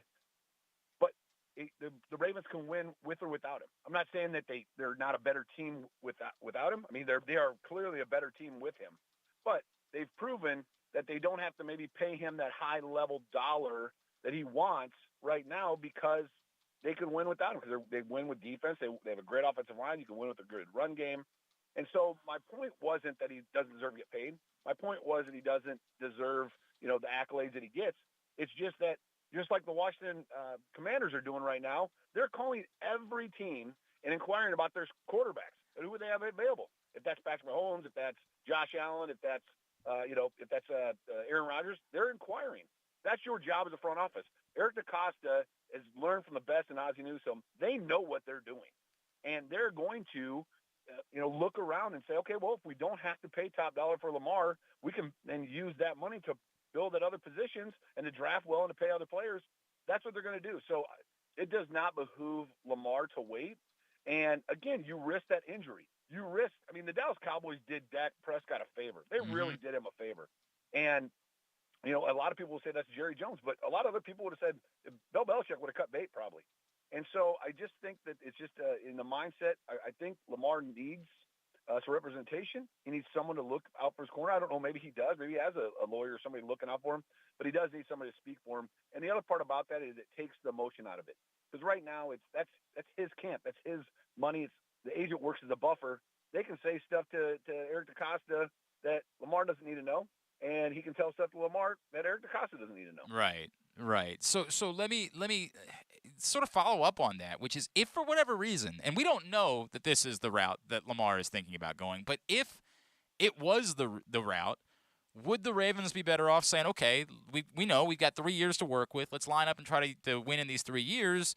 Or at that point, would they be better off looking to maybe try to move Lamar Jackson and see if there is a team out there that's willing to give you, this king's ransom because they are in quarterback hell, and try to rebuild that way as you go about drafting your next quarterback? I would think you would have to always look to move him if that's the case. Because realistically, then what you're doing is you're saying he's going to play on 3 one-year deals. Mm-hmm. And he's going to get top dollar for those, right? Because you're not going to – the hard part for that with the Ravens is those are against the cap right away. Right. There's no flexibility. Those out and have false years or have, get any kind of cap savings. So that makes it difficult, for Pat Moriarty and their front office to plan for that. So I think that's where you're coming at it, and that's where your issue is going to be is – and the other part about it is you can't, and I hate to use this term, but right now Lamar hasn't proven he can stay healthy right now. And the way his game's not changing. He's become a better pocket passer, but what wins for him is that he's so dynamic with his legs. But that also is shown in the NFL, maybe besides Steve Young, that doesn't last in the NFL. And, I know that people compare him to Mike Vick, compare him to, other players, but Lamar doesn't like to slide. Lamar wants to compete for every ounce and every yard he can get, which is great for him, and it's a testament to him. But it's also there's a little bit of issues with that. I really just think it's one of those situations where if you're the front office, and, if you're Coach Harbaugh, man, that's a tough deal. You'd prefer, I think, to know. I'd rather just do a 3-year deal and be able to spread some of that out than go 3-year, 1-year deals, or look to move them and just know, hey, we're going to have a young quarterback for the next 4 years. We can win with them, and we're just going to have to build at other places and, count on our run game, count on our defense, and count on the best kicker in maybe the history of football in Justin Tucker. There's no doubt about that. Marc Lillibridge is with us, former NFL agent. We're chatting with him about this Lamar Jackson situation. Mark, what if everybody went back to the table and said, all right, forget everything that's happened at this point. Let's start talking right now. What makes sense? You have a Josh Allen contract as a guiding light. Obviously, there's the Mahomes thing out there, but we mostly think that's sort of a one-of-one situation. We know there are some older quarterbacks who are probably going to do short-term insane money deals like Aaron Rodgers, Matt Stafford. What is the guiding light? What are the guardrails, perhaps, for what a Lamar Jackson deal should look like at this point? Well, and that's what that's the question that I think is on everybody's mind, because the other part is we don't know what the Ravens have offered. I mean, the Ravens are I'm not going to say stingy by any means. They're willing, but they're going to get their fair dollar. Pat Moriarty has done a really good job over the years of understanding the cap and at the same point getting the value for the player and understanding where their value is. They're not going to overpay for a player. And so it is, for me in this situation, I would think it's going to be, probably I would think it'd be below Josh, and I would think it's definitely going to be below Patrick, because at least for Patrick, he's going to always claim he's a Super Bowl champion, and Josh, he doesn't have that yet, but you are seeing them piecing it together where, and he's been able to stay healthy, and he's got progressively better every year. Where Lamar was great in 19, and then we really haven't seen that since, and so. I just think you got to be a little bit leery of that, and that might be part of it too, right? I mean, I think if Lamar doesn't feel like he's going to get the top 5 money, well, that's where then that franchise tags play a huge role, because he is going to get that if he plays on those. Right. So and he's gambling on himself, and if he gambles on himself and wins, and he does 3 more or less 1-year deals, and he got a heck of a deal, he got great money. But the hard part for that is, for me, is he doesn't get any guaranteed money up front. And so, that's where that's the give and take is, how much money are the Ravens willing to give up front? Are they willing to come close to those numbers, but yet make it up for money now? Because that's the thing, right? If you're going to do, let's just say it, I don't know the numbers. I don't have the salary cap in front of me, but let's just say it's $25 million for a quarterback, right? That's going to be your number, 28 or whatever. We'll make it 25 because it's easy for me to do math. Sure. You say, what, you're going to say, okay, so we're going to get, the number this year and then 25 and then 30 because it's going to go up. So we're at 55. We'll say we're at $65 million over the next 3 years. Well, if you can get a contract at 55, but get 25 of that guaranteed up front the next year or two, I would take that deal for the minus 10 in the backside to get 25 in my bank right now, invest that, and I'm going to ride that. That's my money, right? I'm not worried about them cutting me, or I'm not worried about them maybe not making it to that last year. So I think that's kind of what he has to have, that mindset is money now is money in hand, and you got to get that guaranteed dollars, and that's why it's so important on any contracts you see. You can look at the length of the contract or whatever else. It's the guaranteed dollars that are the huge number if you're a fan and you're watching it. The signing bonuses, if you can get that money right now, that's your money to invest. Is there something to be said for what would it look like if he were on the open market, though, Mark? Like as we say, what makes sense and what's reasonable, is there a conversation that needs to be had of, okay, but he's saying if I was on the open market, I would be able to get, God knows what number. Like, how does that factor in to these conversations where we say, yeah, sure, we're not giving Lamar Jackson, Patrick Mahomes money, but is there a team that might? Well, I think there's always that, right? I mean, there's always that gamble. But that's 3 years older Lamar. That's 3 years more of a beat down on his body. That's 3 years more of now, I'm not saying experience. I mean, I'm not saying he can't get better, but it's also it's like the best way I can use it, because he's such a unique player. That's 3 years on another running back, body as well, right? And we've seen historically running backs, Ezekiel Elliott, Gordon, Todd Gurley. We've seen these guys get some money. Even, heck, I don't care, Christian McCaffrey, where they've gotten paid, but then they haven't lived up to that contract because they've gotten hurt or they've gotten beat down a little bit. And so I think that's kind of where you have to look at him when you're negotiating with him. It's kind of that same type of player. So is there somebody that might overpay? Sure. There's always going to be that one guy chasing a dream, or that one GM or coach that falls in love with the player. But I think the majority of the league, how they look at him, again, that's where having an agent would help, because that would be the guy that's at this combine or is at the Senior Bowl talking to other teams saying, hey, what do you think, Lamar could get on the open market? What do you think he could get right now? Would you guys trade for him? What is his value? I have somebody talk for me saying, hey, right. You know what? We'd like to have a trade. And we'd like to look at we'd like to go to Washington. We'd like to go to Seattle. We'd like to go to some of these other places maybe that are looking for quarterbacks, Indianapolis. We'd love to go there. Right. But you can't know that unless you have the talks. And he's got no one talking for him. Mark, it's so funny what you're bringing up, because I talked about this morning. Like this thing that Rappaport threw out there yesterday is so insane, because again, no quarterback has ever voluntarily done this, right? And that's why it was so jarring. We know Kirk Cousins did it, but it's not because he wanted to. It's because Washington decided you're Kirk Cousins. We're not really sure about you, understandably so. No quarterback has ever voluntarily done this. So when it was thrown out there, it was so jarring and wasn't greeted with that. It was just sort of tossed out there as like, hey, this might be a legitimate thought process. And all I could think was, the only reason I could even fathom this is if the Ravens were offering something that wasn't fair, right? Like if their offer was so low that you just couldn't take it. And then I said, is this where, having an agent hurts? Because I would think that if that were the case, somebody in his camp would want that information out there so people understand, hey, here's the reason why it is that we haven't gotten a deal done, because they're not really trying to get a deal done on their end. The Ravens right now are projecting all of this as being about Lamar. Like, look, we're trying. Eric DeCosta said now twice, we're trying to get a deal done, but we're going at Lamar's pace. And they're sort of putting all of this on Lamar, and I'm wondering if that's the impact of not having an agent, is there's nobody to sort of, a Marc Lillibridge of the world, or Lord knows when it was Joe Flacco, we had no problem getting info from Joe Linta during those years. My word. Joe was happy to tell us everything we could possibly want to know, to sort of say, hey, let's deflect. Let's make it clear this isn't about Lamar. Here's what's really going on, so you guys are aware, and it helps shape kind of the national perspective of the conversation. That is a great point. I'm glad that you mentioned that. And I think that's another part of it as well. It's not only just sharing it with the media, but again, it goes back to those feelings. Right? If Eric DeCosta has a meeting and he sits down with Lamar and his mother, and they're talking through the contracts, right? And Lamar thinks, hey, I'm worth $50 million. And they come back to him and say, we think you're worth $30 million.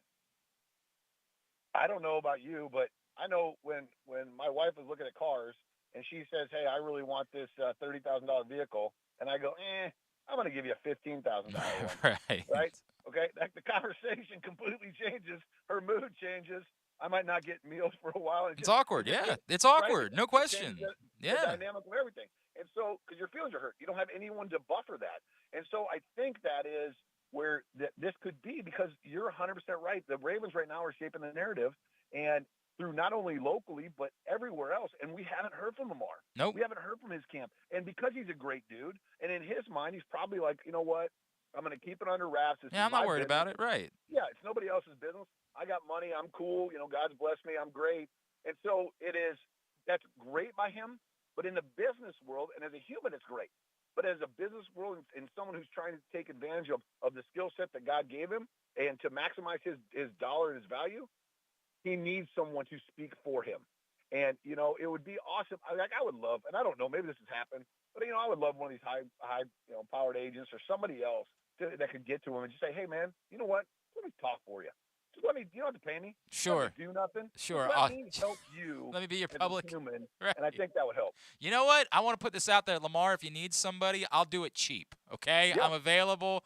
I'll handle it for you for cheap. Mark. Yeah, right. Mark. I mean, I just think he is a generational talent. No question. But I just don't know and that's the other part, right? They can't tell him every day what they think about him, right? Maybe they are concerned about his injury history. Maybe they are concerned about his struggles against the blitz last year. Yeah, right. Or playbook issues or grasping offenses or whatever else. That's something you have that you talk to with an agent or that you talk to with someone else that can buffer that and say, hey, this is what we need you to do for him to help him, grasp everything that Greg Roman is throwing at him and be able to understand these things. And this is the maturation process. If he does this, he's a $70 million quarterback. But until then, we think he's a $30 million. And so those are all those the little intricacies that people don't see that are going on behind the scenes. And so they just say, pay him. Right. Well, you know what? Pat Moriarty's not getting paid to pay, or hasn't been there and been a Super Bowl champion multiple years because they just pay every player that they, whatever the media and the fans think they deserve. They got to balance. There's 53 dudes. Well, now 55 on a roster with practice squads and injuries and cap space and whatever else. They're trying to win a Super Bowl, and so you got to be able to figure all that out.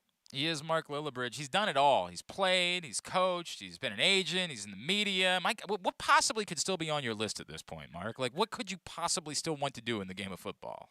And you know what? It was fun. I got to coach the last year and a half or so college football, and I never thought I was going to do that.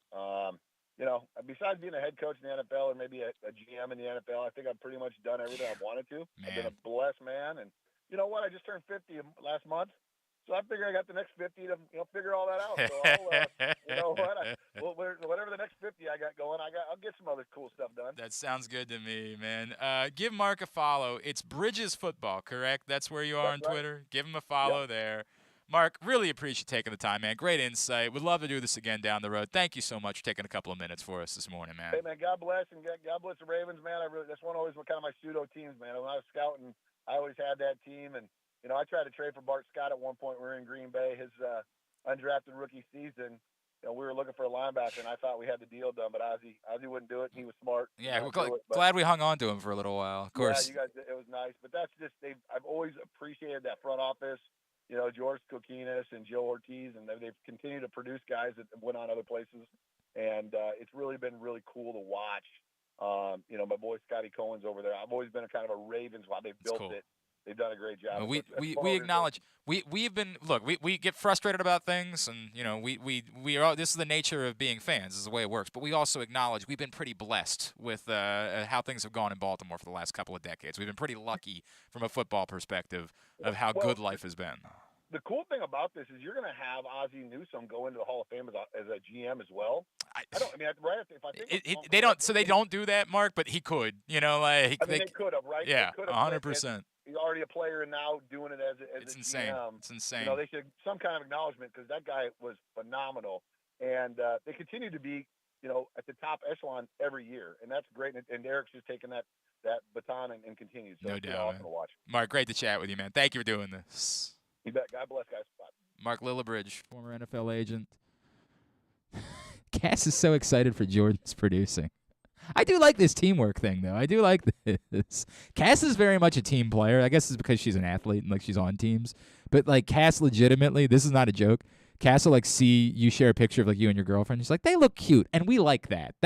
She's such a team player in that way, and I've always appreciated that about having Cass around. So she's but now you didn't turn her microphone on. Okay, you're welcome. She's so happy for you when you're doing a good job of running the board. Yeah, she's like, I think my anxiety right now would literally probably stress out if I was in Jordan's spot. It was there. It was there the first 2 days, but now I wasn't acclimated enough to write an intro.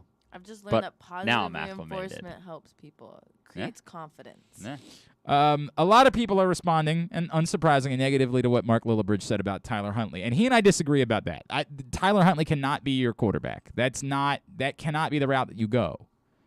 There's a separate conversation to be had, though, which is if Lamar Jackson really is saying, I'm just not going to sign a long-term deal with you, I'm not going to do it. And we don't know that that's the case. We're trying to figure out, because we're parsing this thing that was thrown out there by Ian Rappaport. If that's the case, where he's just like, I'm going to get to free agency, then I do think there is a warranted debate at that point about whether or not you should be going all in for these 3 years or looking to recoup as much as you possibly can, knowing that you're ultimately going to lose Lamar Jackson. But that's predicated by an if. If he really has decided that that's the route that he's going, is that he just wants to become a free agent 3 years down the road, then I think you have to have that conversation about what you do. Now, there's no world in which I'm turning to Tyler Huntley. Not saying he couldn't get better. I think every quarterback could get better. But we saw Tyler Huntley throwing the ball downfield was a problem. And when he was forced to throw the ball downfield, it did not work. He's not ready to be an NFL quarterback in that way. But that being said, I'm separating that from the conversation. If the point is about what the Ravens do, where they go, I don't know that you can let Lamar Jackson hold you hostage. There is certainly an argument for, even if Lamar Jackson said, I'm going to free agency, I'm not signing a deal, 3 years from now I'm out, right? There is, of course, the possibility that he could sign that deal with you in 3 years. Do you even want to entertain the fact that maybe the Ravens trade either Huntley or Lamar and take one of the young guys and try grooming them? What do you mean? Let's say Huntley goes to the Redskins for a 3rd-round pick or something. That's not happening. Then, yeah, sure, whatever. Just hypotheticals. Yeah. And then let's say Sam Howell falls to the 4th, 5th round. I got to know what's going on with Lamar. I got to know that this all begins with a question. What is happening with Lamar Jackson? What is actually going on there? Are you not if there's a big difference between we don't want to pay Lamar top quarterback money and Lamar doesn't want to sign. There's a gap between those two things, but ultimately it comes the same way. He ain't signing for a lesser amount of money. That would be insane. You might not want to pay him that money, but he ain't signing for $30 million at this point. The quarterback market's been set. You're not getting that player for that number. So if you say, hey, look, we're willing to do it, but we're doing it at this number, it ain't not happening. So now you got to start making plans around that. Is there something that could change your mind? Is he in a place where, like, look, man, I'm not offended by it. I'll come back, play another year? I've said all along, if I'm Lamar Jackson and the Ravens say, we want you to come back and prove it, then I say, trade me. I'm not prove it. Nonsense. I was the unanimous MVP. Prove it. Have you watched the games? Prove it? Prove it? What are you talking about, prove it? There's no proving it here. If you think that I haven't done enough to earn a top-level quarterback contract, then trade me. Now. But that's separate from this unknown about whether or not Lamar Jackson, we keep saying we're going to operate at his pace. Is that because he, for whatever reason, doesn't want to? I don't know. That's why it's all so bloody confusing. And I don't have someone that's going to give me an answer. Credit the Ravens. They are playing it as close to the vest as they possibly can. They want to protect themselves. And they also don't want to embarrass Lamar Jackson if the answer really is they don't want to pay that top dollar for him. They don't want to embarrass him in the process. I don't know what to make of it, man. Twitter's going crazy. Well, everybody's mad about the Huntley thing, and I don't disagrray with them, right? Yeah. Like, and that wasn't. I didn't push back as much about it just simply because it wasn't. Yeah. It wasn't germane to the conversation we were having. I've made that abundantly clear. If you don't know how I feel about that topic, it's because you're not trying, and of course, a lot of people don't try, but I've made it abundantly clear. It's insane that we were talking about Tyler Huntley like he was a starting quarterback in the NFL. He's not. Yeah. And I like Tyler Huntley. He's a good guy, and I have no problem with him. I think he could be one day. It's a tough sell because How do you get the opportunity to get that much better? Exactly, I don't know. yeah. It's possible. I'm not saying it. What does Kevin Garnett say? Anything's possible. Everything is possible. But I'd bet against it, I guess, at this moment. I don't think he'll ever be a starting quarterback in the NFL, really. Or be, if he is, it's going to be by default, right? Like, he's not really someone that is a starting quarterback that you're going and winning Super Bowls with or contending for Super Bowls. I go back to that's a lesser part of the conversation to me. I'm not making any decision as the Ravens based around the presence of Tyler Huntley at all. There's no thought process there. There's no, hey, we can make decisions about Lamar Jackson, like we don't have to offer him as much because it's not the end of the world. We've got Tyler Huntley. No. If I, for whatever reason, am moving on from Lamar Jackson, if he's saying I won't sign and I got to trade him, it's because I got to go get a quarterback. I have to find one. Whether that's a veteran or drafting a quarterback or whatever it is that I'm doing, there's no world in which the answer is, well, I've got Tyler Huntley so I can win with that guy. No, not an effing chance. No chance. But I don't know. I don't know what's going on. And we have to acknowledge it's getting into the territory of super weird. And a couple people have already pointed out, maybe I'm overreacting to this one quip from Ian Rappaport. Like, maybe, but it's a weird quip. And nobody wants to acknowledge how weird it is. It's so weird that one of the top reporters in the entire stratosphere is throwing out the idea of Lamar Jackson just simply playing 2 franchise tag years and walking away, and not in the context of he doesn't want to do it, but the Ravens might force him to do it. They're just throwing it out there like it's a normal thing. This is something that somebody would do. It's weird. Really, really weird. Get to some more of your comments. I need that sheet back that has my reads on it because I got to figure out what it is I still need to do. We get to some more of your comments. Also, we got to get to Papa Cass and Did This Really Happen? And something that the Major League Baseball Players Association announced this morning that I think is relevant in the public opinion sphere and maybe puts a bit of pressure on the owners moving forward. I want to talk about that too. Today's show is also brought to you by Underdog Fantasy Football. So much fun playing Underdog Fantasy Football. Can't guarantee you're going to win, but I can guarantee you're going to enjoy the experience. It feels like betting, and you can't bet on your phone or your computer yet in the state of Maryland, but you can play Underdog Fantasy Football. Player props, parlays, things along those lines. UnderdogFantasy.com. Download the Underdog app. They got basketball and hockey contests for you right now. If we ever get baseball back, they'll have baseball contests for you then. All of that available. And we're still matching up to $100 with free money for you to play with when you make your first deposit if you use the code PRESSBOX. So go sign up right now. What have you been waiting for? Underdog Fantasy Football. UnderdogFantasy.com. It's Glenn Clark Radio. Sports fans, the wait is over. The all-new FanDuel Sportsbook is now open at Live Casino and Hotel in Hanover, Maryland. This is your chance to win big right in your own backyard. Bet on every sport with self-service kiosks and watch all of the action from the best seat in the house. Make every moment more at the all-new FanDuel Sportsbook at Live Casino and Hotel in Hanover. Please play responsibly. Gambling problem? Please call 1-800-GAMBLER or visit mdgamblinghelp.org. That first sip. That first bite. Start your day off right with a delicious breakfast at Royal Farms. Choose from a fantastic selection of fresh Royal Farms breakfast sandwiches and top it off with a rich hot cup of the freshest coffee in the world. At Royal Farms, breakfast is available day and night. It's the freshest breakfast in the world. Real fresh, real fast. Royal Farms. Glory Days Grill's St. Patrick's menu is now in full swing, and it's their most popular seasonal menu all year. New in 2022 are their smoky thigh wings with Guinness grilling sauce, a house-made Guinness barbecue sauce. Fan favorites also include their corned beef and cabbage, the shepherd's pie with Guinness braised ground beef, the Glory Days Reuben, and the Rachel. Enjoy a pint of Guinness or Guinness Baltimore Blonde. The St. Patrick's menu is available for the whole month of March. Come in for great food, cold beer, and basketball. Find out more about Glory Days Grill and get your order in online at glorydaysgrill.com.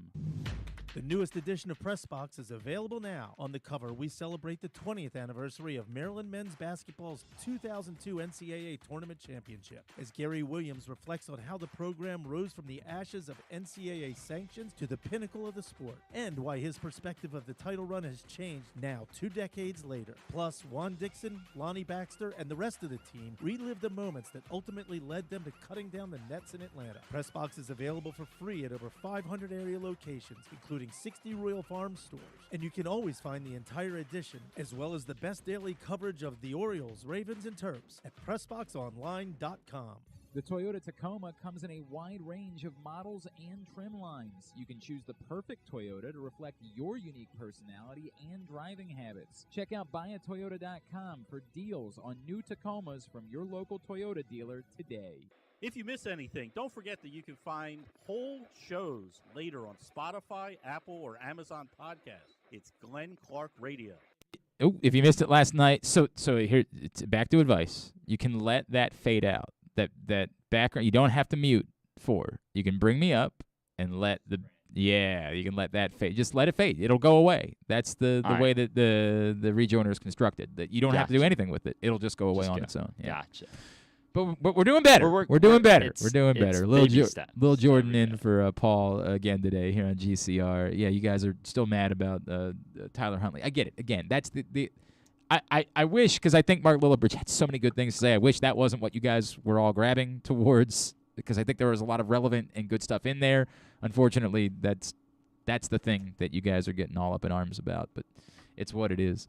If you missed it last night, Stan the Fan Charles, Gary Stein caught up with the great Bruce Cunningham as he gets ready to retire from Fox 45. It was a wonderful conversation. You can find it right now, facebook.com/PressBoxSports. Click on the videos tab or go to PressBoxOnline.com/video.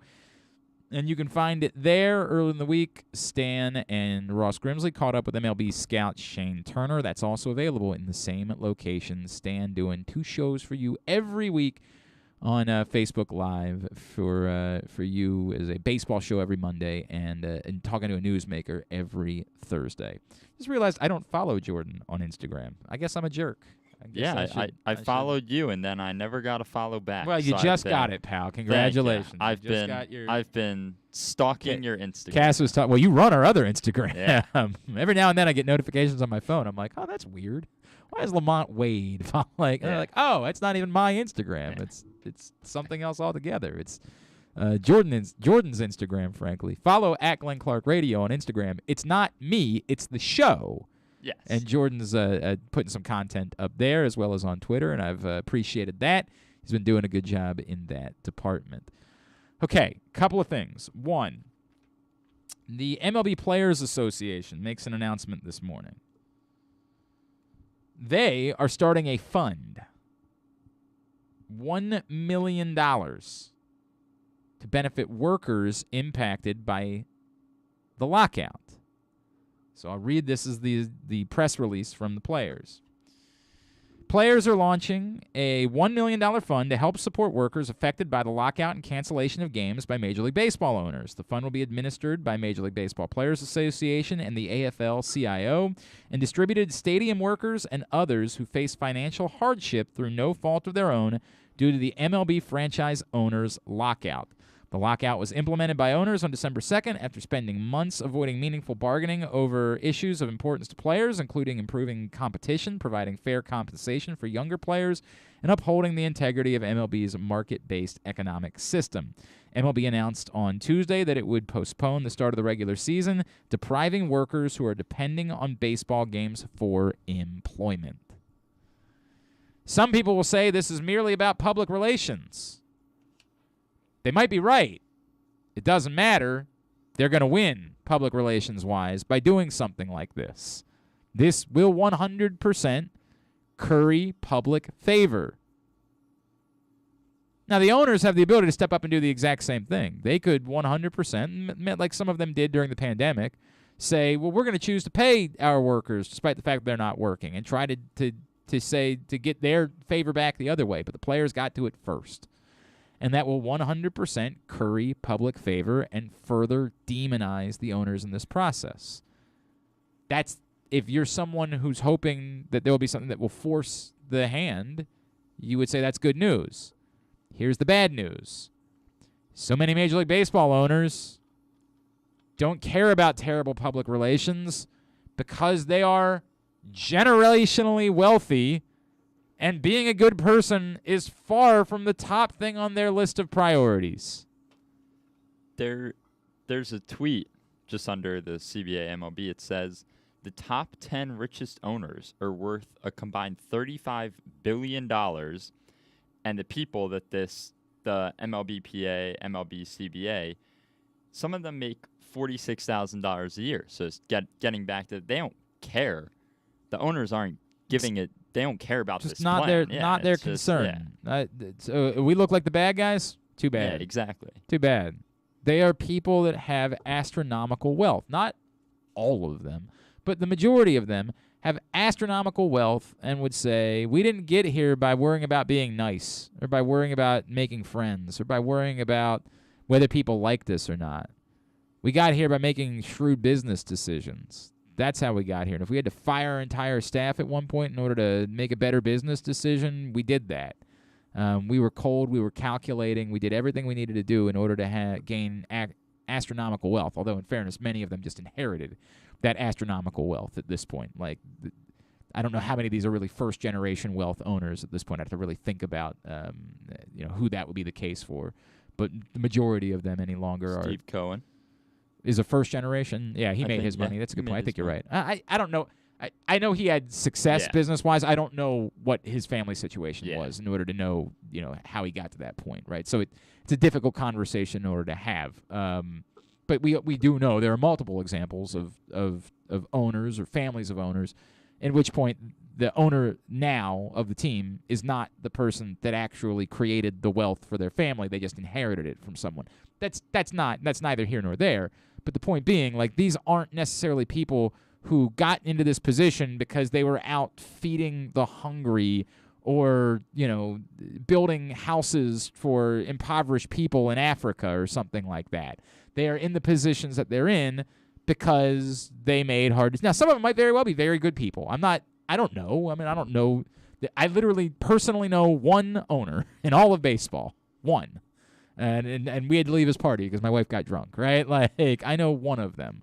So I can't tell you. Maybe a bunch of them are actually really genuinely good people. And I have no doubt that the majority of them give a lot of money to charity and do a lot of good things because most wealthy people do in order to, to help your tax situation at the end of the year, right? Like, they make sure they give away a lot of money and so that it can't be taxed during the course of the year. So I'm sure that somebody will tell me about the wonderful things that all of these owners have done. My point being, I don't think, for the most part, they are all that concerned about how bad something looks public relations-wise in comparison to what it is they want to accomplish business-wise by keeping the players locked out. That's just my guess. But this definitely reflects well on the players and continues to have more public opinion slide towards them. I'm not. Hang on. From Dave. Dave says, Glenn, as far as what you've been talking about this morning in relation to Ian Rappaport, is there any reason to think that the Ravens simply have decided that this is just what they're going to do and that was always the plan? I know they're not coming out and saying it, and perhaps because they don't want to embarrass Lamar, but we've always hypothesized. I love it when we talk about hypothesizing. We've always hypothesized about the idea of the Ravens being the team that drafts a quarterback, never pays them the truly big money, and just moves on. Somebody is going to do it at some point. Dave, I hear you. I really do. I hear you, and we've talked about it ad nauseum. I can't fathom it. I just cannot fathom. I've said a billion times, you either have it. Tyler Huntley was the example of this. You either have a quarterback or you don't in the NFL. If you have a quarterback, you have a chance. I can't guarantee you that you're going to win a Super Bowl, but you have a chance. If you don't, you have no chance. So everybody can talk about how much quarterbacks cost and whether or not it's really worth it and how much you cap and what it limits you in other ways. But I know one thing with absolute certainty and not even the slimmest gray area. And that's that you are better off having a quarterback and cap troubles than having all of the cap flexibility in the world and no quarterback. There's no debate between the two things. You have no chance with all that cap space and no quarterback. You might not win a Super Bowl with a quarterback and no cap space. It might hurt you, particularly if you draft poorly. You might end up being screwed in that process. But you have zero chance with a bunch of cap space and no quarterback. So could the Ravens be could this be what they've done? The way you're talking about it is weird, right? To say we're trying to get a deal done, we want to get a deal done. It's odd. Could they just be posturing? Could they just be outright lying? Yes, it's possible. But it's odd they would go that route. I'm pretty sure Washington was pretty upfront about what they were doing with Kirk Cousins. Look, man, this is just the way it's going to go. That's how we're going to play it. I don't know that Washington's the franchise that I would want to replicate in any way. Sweaters be damned. I'm going to, until somebody does that, I'm going to continue to assume it's not going to happen because there is just no world in which you are better off having cap space than a quarterback. That day has not come yet. And I'm going to venture a guess that will never again come.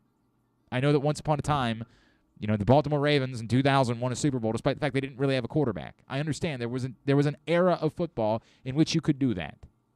That era is over. So that's where I am.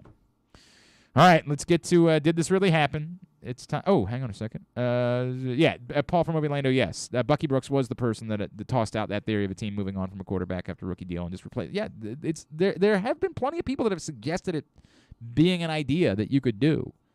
But this world in which I'm just hoping that I find another quarterback, that's going to be for somebody else, man. I'll let somebody else believe they can be the team that just finds another quarterback every 5 to 7 years. That's always going to hit on it. And the next one is definitely going to be Lamar Jackson and not be Sam Darnold or not be Josh Rosen or not be insert name here.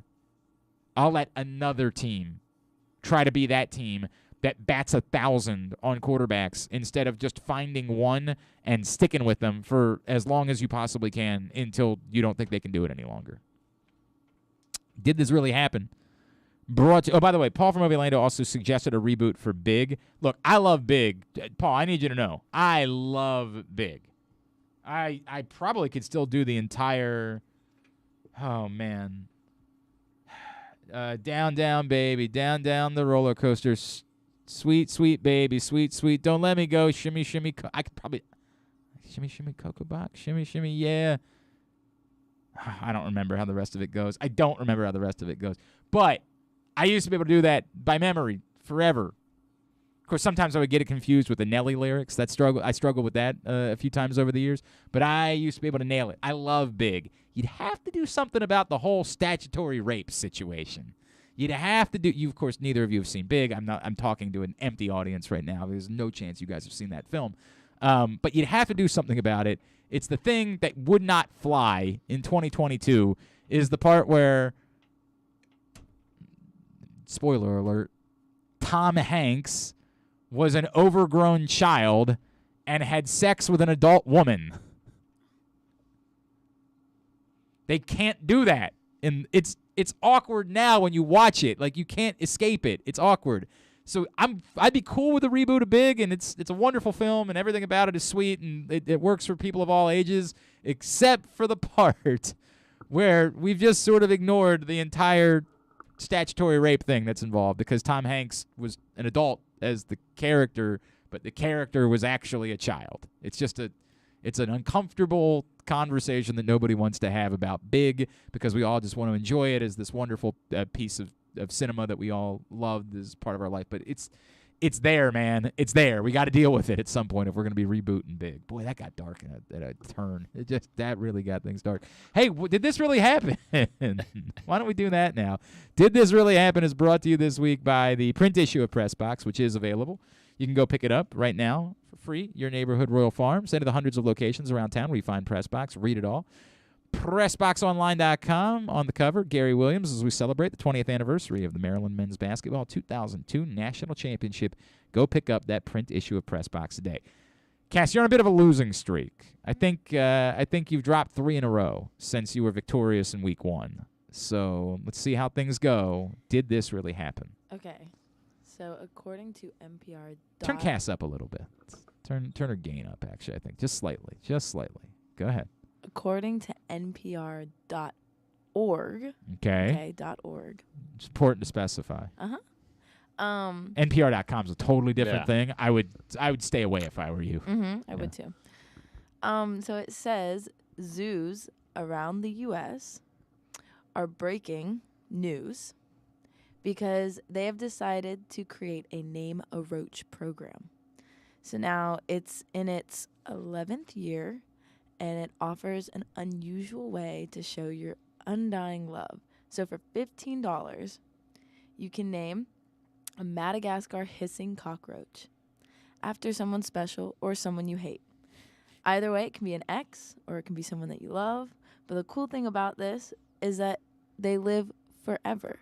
So it's an undying, gesture. And, yeah, it's for a nonprofit organization. That's what the website says. And you can read more. At npr.org.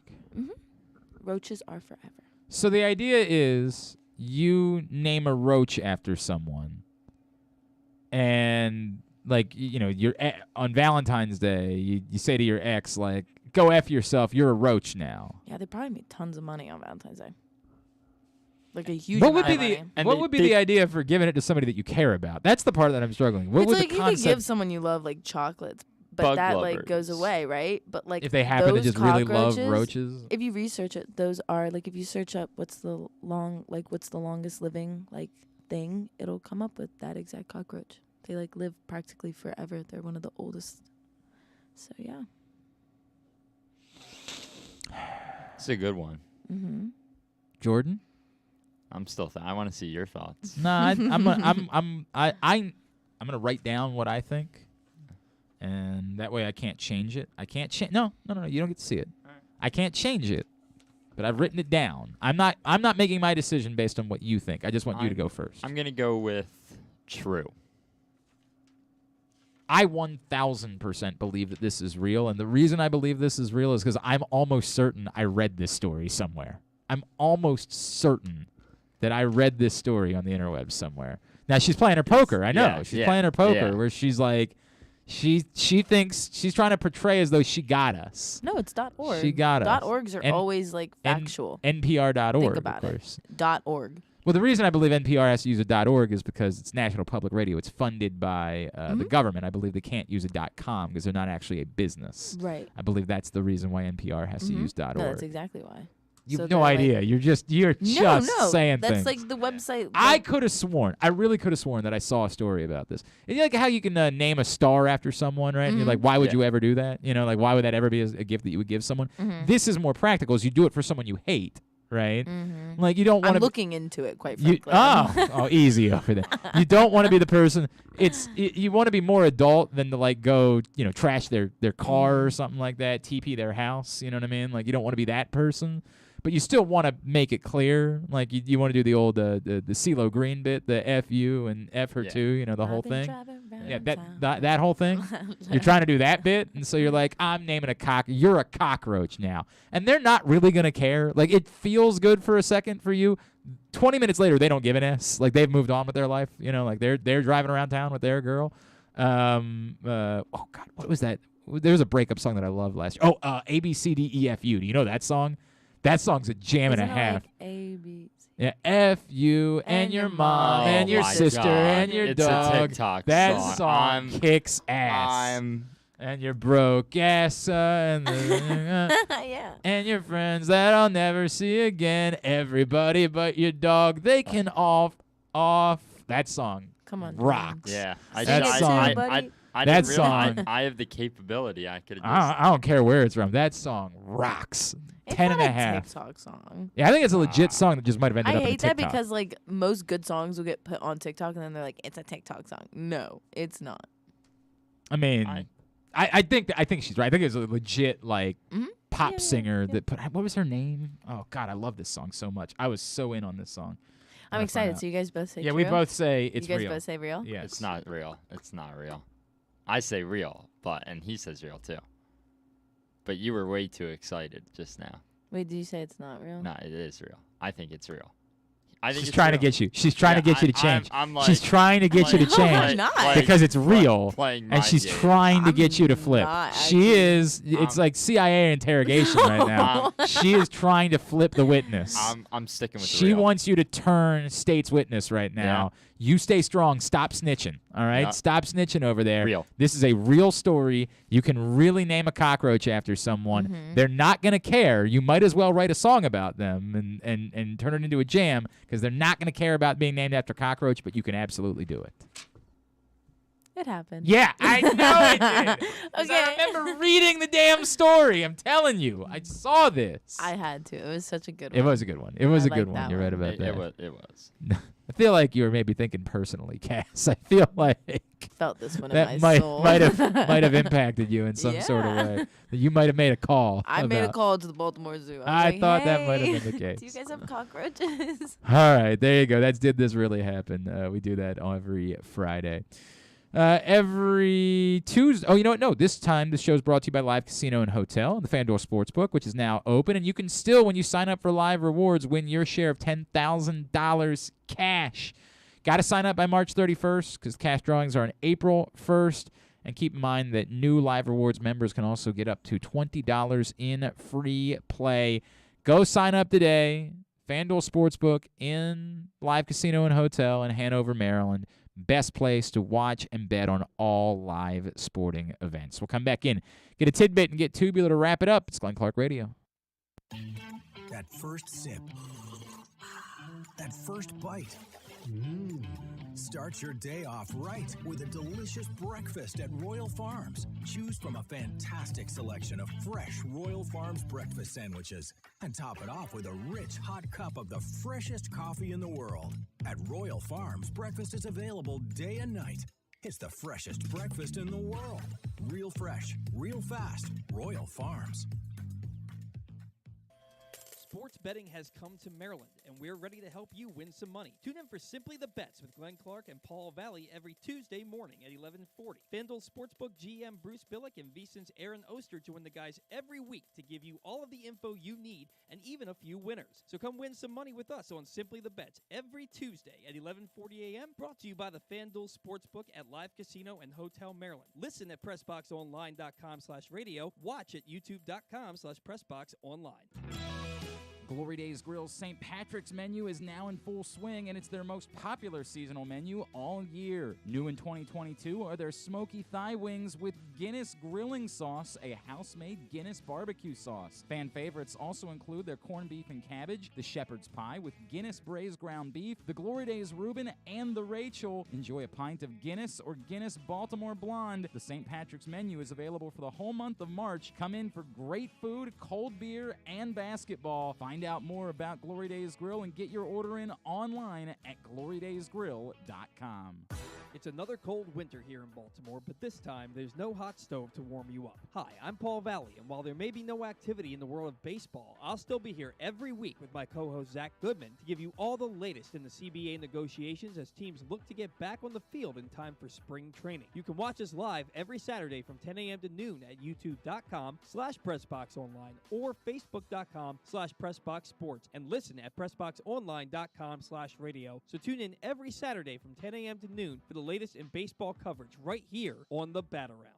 We can't imagine why you'd want to, but you can watch GCR live. It's at facebook.com/PressBoxSports and try to guess whether these guys are wearing any pants. Jordan just made a joke. Cass got it quicker than I did. Cass got it very, very quickly. It took me a second. I was like, wait. Oh, my bad. All right. I'd share it on the air, but it's go ahead, Jordan. Go ahead. So, okay, of course, Cass just did her segment about cockroaches. Yeah. So, joke had me thinking, bed bugs live in your bed. Mm-hmm. So, where do cockroaches live? Marinate on that for a second when it hits you. And I tell you, just because I didn't realize Jordan was making a joke at first, like I thought he was being really serious. Legitimately. I thought it was because we were talking about cockroaches. It took me a second. Cass got it. Like, it hit Cass, and I'm like, oh, I'm an idiot. Okay, I see. I'm the idiot.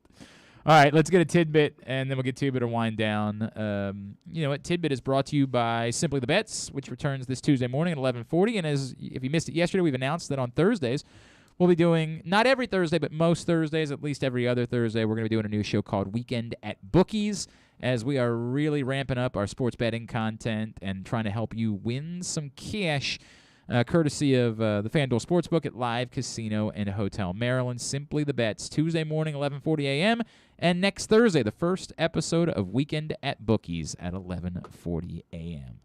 Tidbit, what you got, Lil'Jordan? Let me pull this up. You're doing so well. All right. You told that funny joke, and then Here we go. You weren't prepared. So after talking about Ja Morant as a potential MVP this year, it got my mind racing. If Ja Morant wins MVP, he would be the third youngest to win it in the history After last night, I'm not feeling good about it. In the history of the NBA. So, who are the two other 22-year-olds to have ever won an NBA MVP award? And then there's 6 23-year-olds, if you want to try that. Derrick Rose 22? Derrick Rose was in the 2011 season, and the other one was pre-2000. Wait, a while pre-2000. It was a while pre-2000. Oh, Wes Unseld won Rookie of the Year and MVP in the same season. I do know Baltimore that. Bullets. Yep, Oh, I very do know good. that. Do you know the 6 23-year-olds? No, but I can guess Yeah. because we're here. 6 23-year-olds? 6. LeBron. Nope. Oh, Steph went to all 4 years of college, so it wasn't Steph. All of them are old school. None of them are current players. Boy, it's good because I was going to guess some more current players. So, Wilt Chamberlain. Yep, that's one. Okay. Moses Malone. Yep, 2. Wow. I know, right? Go Glenn. All of a sudden. Well, famously, Moses Malone went straight to the NBA. He was, do you know where Moses Malone was going to play college basketball? I do not know that one. Guess somewhere. Probably Maryland. The University of Maryland was where Moses Malone was going to go, and then instead went to the NBA.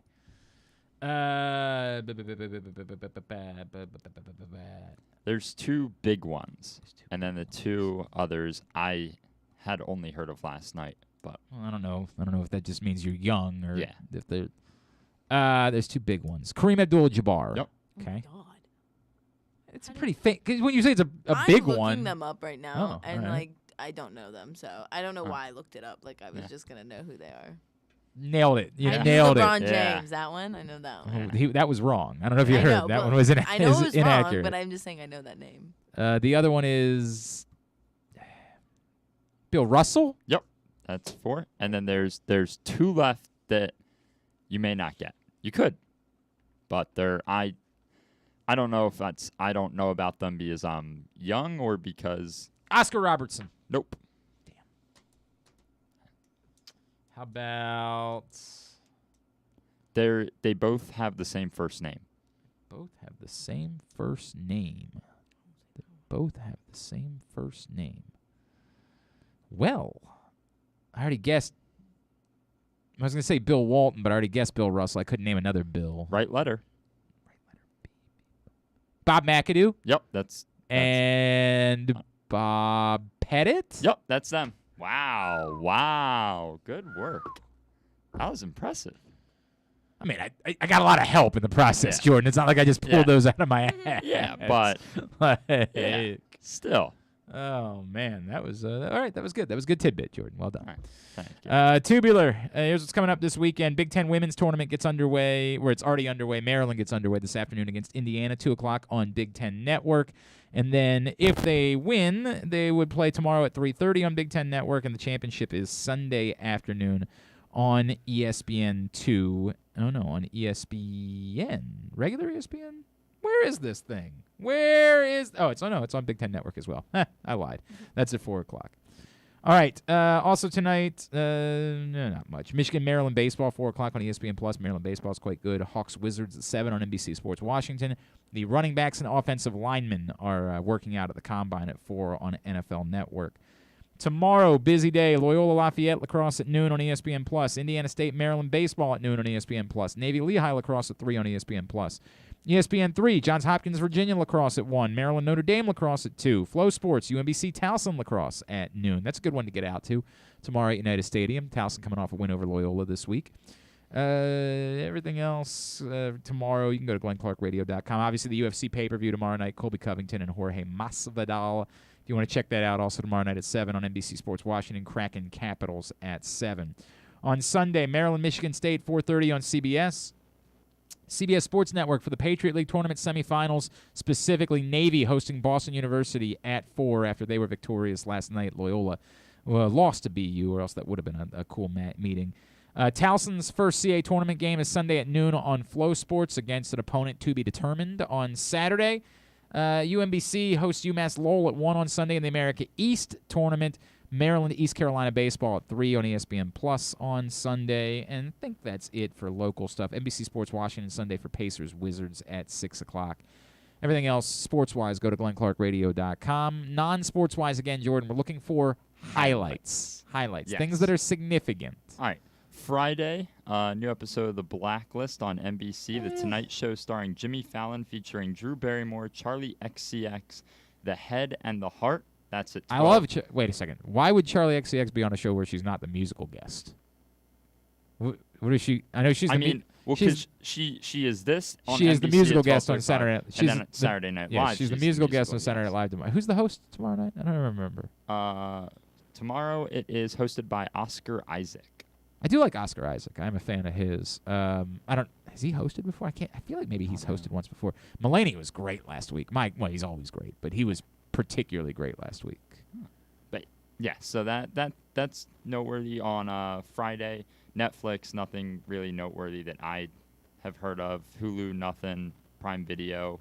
Lucy and Desi is coming. I don't know what that Lucy is. and Desi. That's the Lucy show and about, Desi. or that was the movie that they made about Lucille Ball and Desi Arnaz that came out last year that I believe got, what's-her-face, an Academy Award nomination. Of course, I'm already forgetting who it is that played her, but that's on Amazon Prime now. I'll watch that. Prime Video today. I'm not in a rush, but I'll watch it because it's been reviewed well. Who played? God, this is gonna drive me nuts. Who played Lucille Ball? That I want to say they might have even both been nominated for. Whatever. Go ahead, and I'll tell you in a second. Saturday Night Live, hosted by Oscar Isaac, musical guest Charlie XCX at 11:30 on NBC.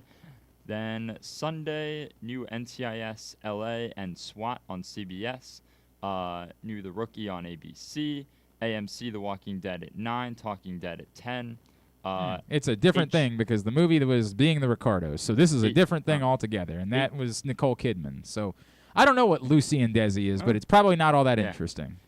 HBO, a show I really want to watch, Winning Time, The Rise of the Los Angeles Lakers Dynasty at 9 on Sunday This is based on the Jeff Pearlman book from years ago. It's about not the Shaq and Kobe Lakers. This is about the Showtime Lakers. And John C. Reilly, I believe. Yes, John C. Reilly. is the lead. And I really like him as an actor, so I will be probably watching that. But that's all I got. I'm trying to figure out who's playing who in this. What? What are you? No more Euphoria. Yeah, and no more Gemstones. I'm not happy about that either. John C. Reilly is playing Jerry Buss, the owner, and I'm trying to think if there's anybody else that's significant that's part of this. Adrian Brody is apparently playing Pat Riley. That's kind of great. Oh, Michael Chiklis is playing Red Auerbach. Oh, this is wonderful. But I don't know who the people who are playing Magic and Kareem. I have no idea who these. Solomon Hughes is Kareem Abdul-Jabbar. Quincy Isaiah is Magic Johnson. They might be wonderful actors. I'm just not familiar with them. So, but yes, I am also looking forward to that, and will be poking at it myself. Yes. Sunday I'll have to watch the Towson game because tickets went up to $100. What? Yes, on Ticketmaster. Are you for real? I looked 2 days ago, and not for the championship game. This is their first game, Sunday, off Ticketmaster. I saw $100 a ticket. I'm thinking about taking my kids to the UMBC game on Sunday, actually. I'm thinking about doing that. Let me pull up. Hang on a second. CAA tournament. $100? I mean, it's a small building, so, I got a free... Is it doing a bit where, all 4 games on Sunday you get in for one? I think they had that plan, but now they're selling individual tickets, and I think it was still $100 when I looked. But I did get, because Towson is only doing, I told you this, Towson's only doing 50 people, 50 students can go, and only 50 students get free tickets. And they're only busing out 50 kids, no more. And if you... you can get in for $20 on Sunday. What are you doing? Really? Where do you see that? Right here, doofus. CAA men's basketball tournament, Sunday, 12 o'clock. $20. $100. Go down. What are you doing? Go down and watch Tigers. I'm going to go. There you go. Yeah, I'll go then. Solve that problem. Yeah, for Will thank Jordan. you, Glenn. You're welcome. You're welcome. It's not good when the old man is scooping you on how you can get on the tickets on the internet. How do I use technology, Glenn? Not great. Not a great sign, Jordan. Not a great sign. All right, go find everything else at glennclarkradio.com. Cassidy, social media. Instagram, Cassidy_Elizabeth22, and then Twitter, CassidyButler5. Jordan. Twitter, SchwartzbergJS. Instagram, JSchwartzberg1. Give them a follow. They're good, hard-working kids.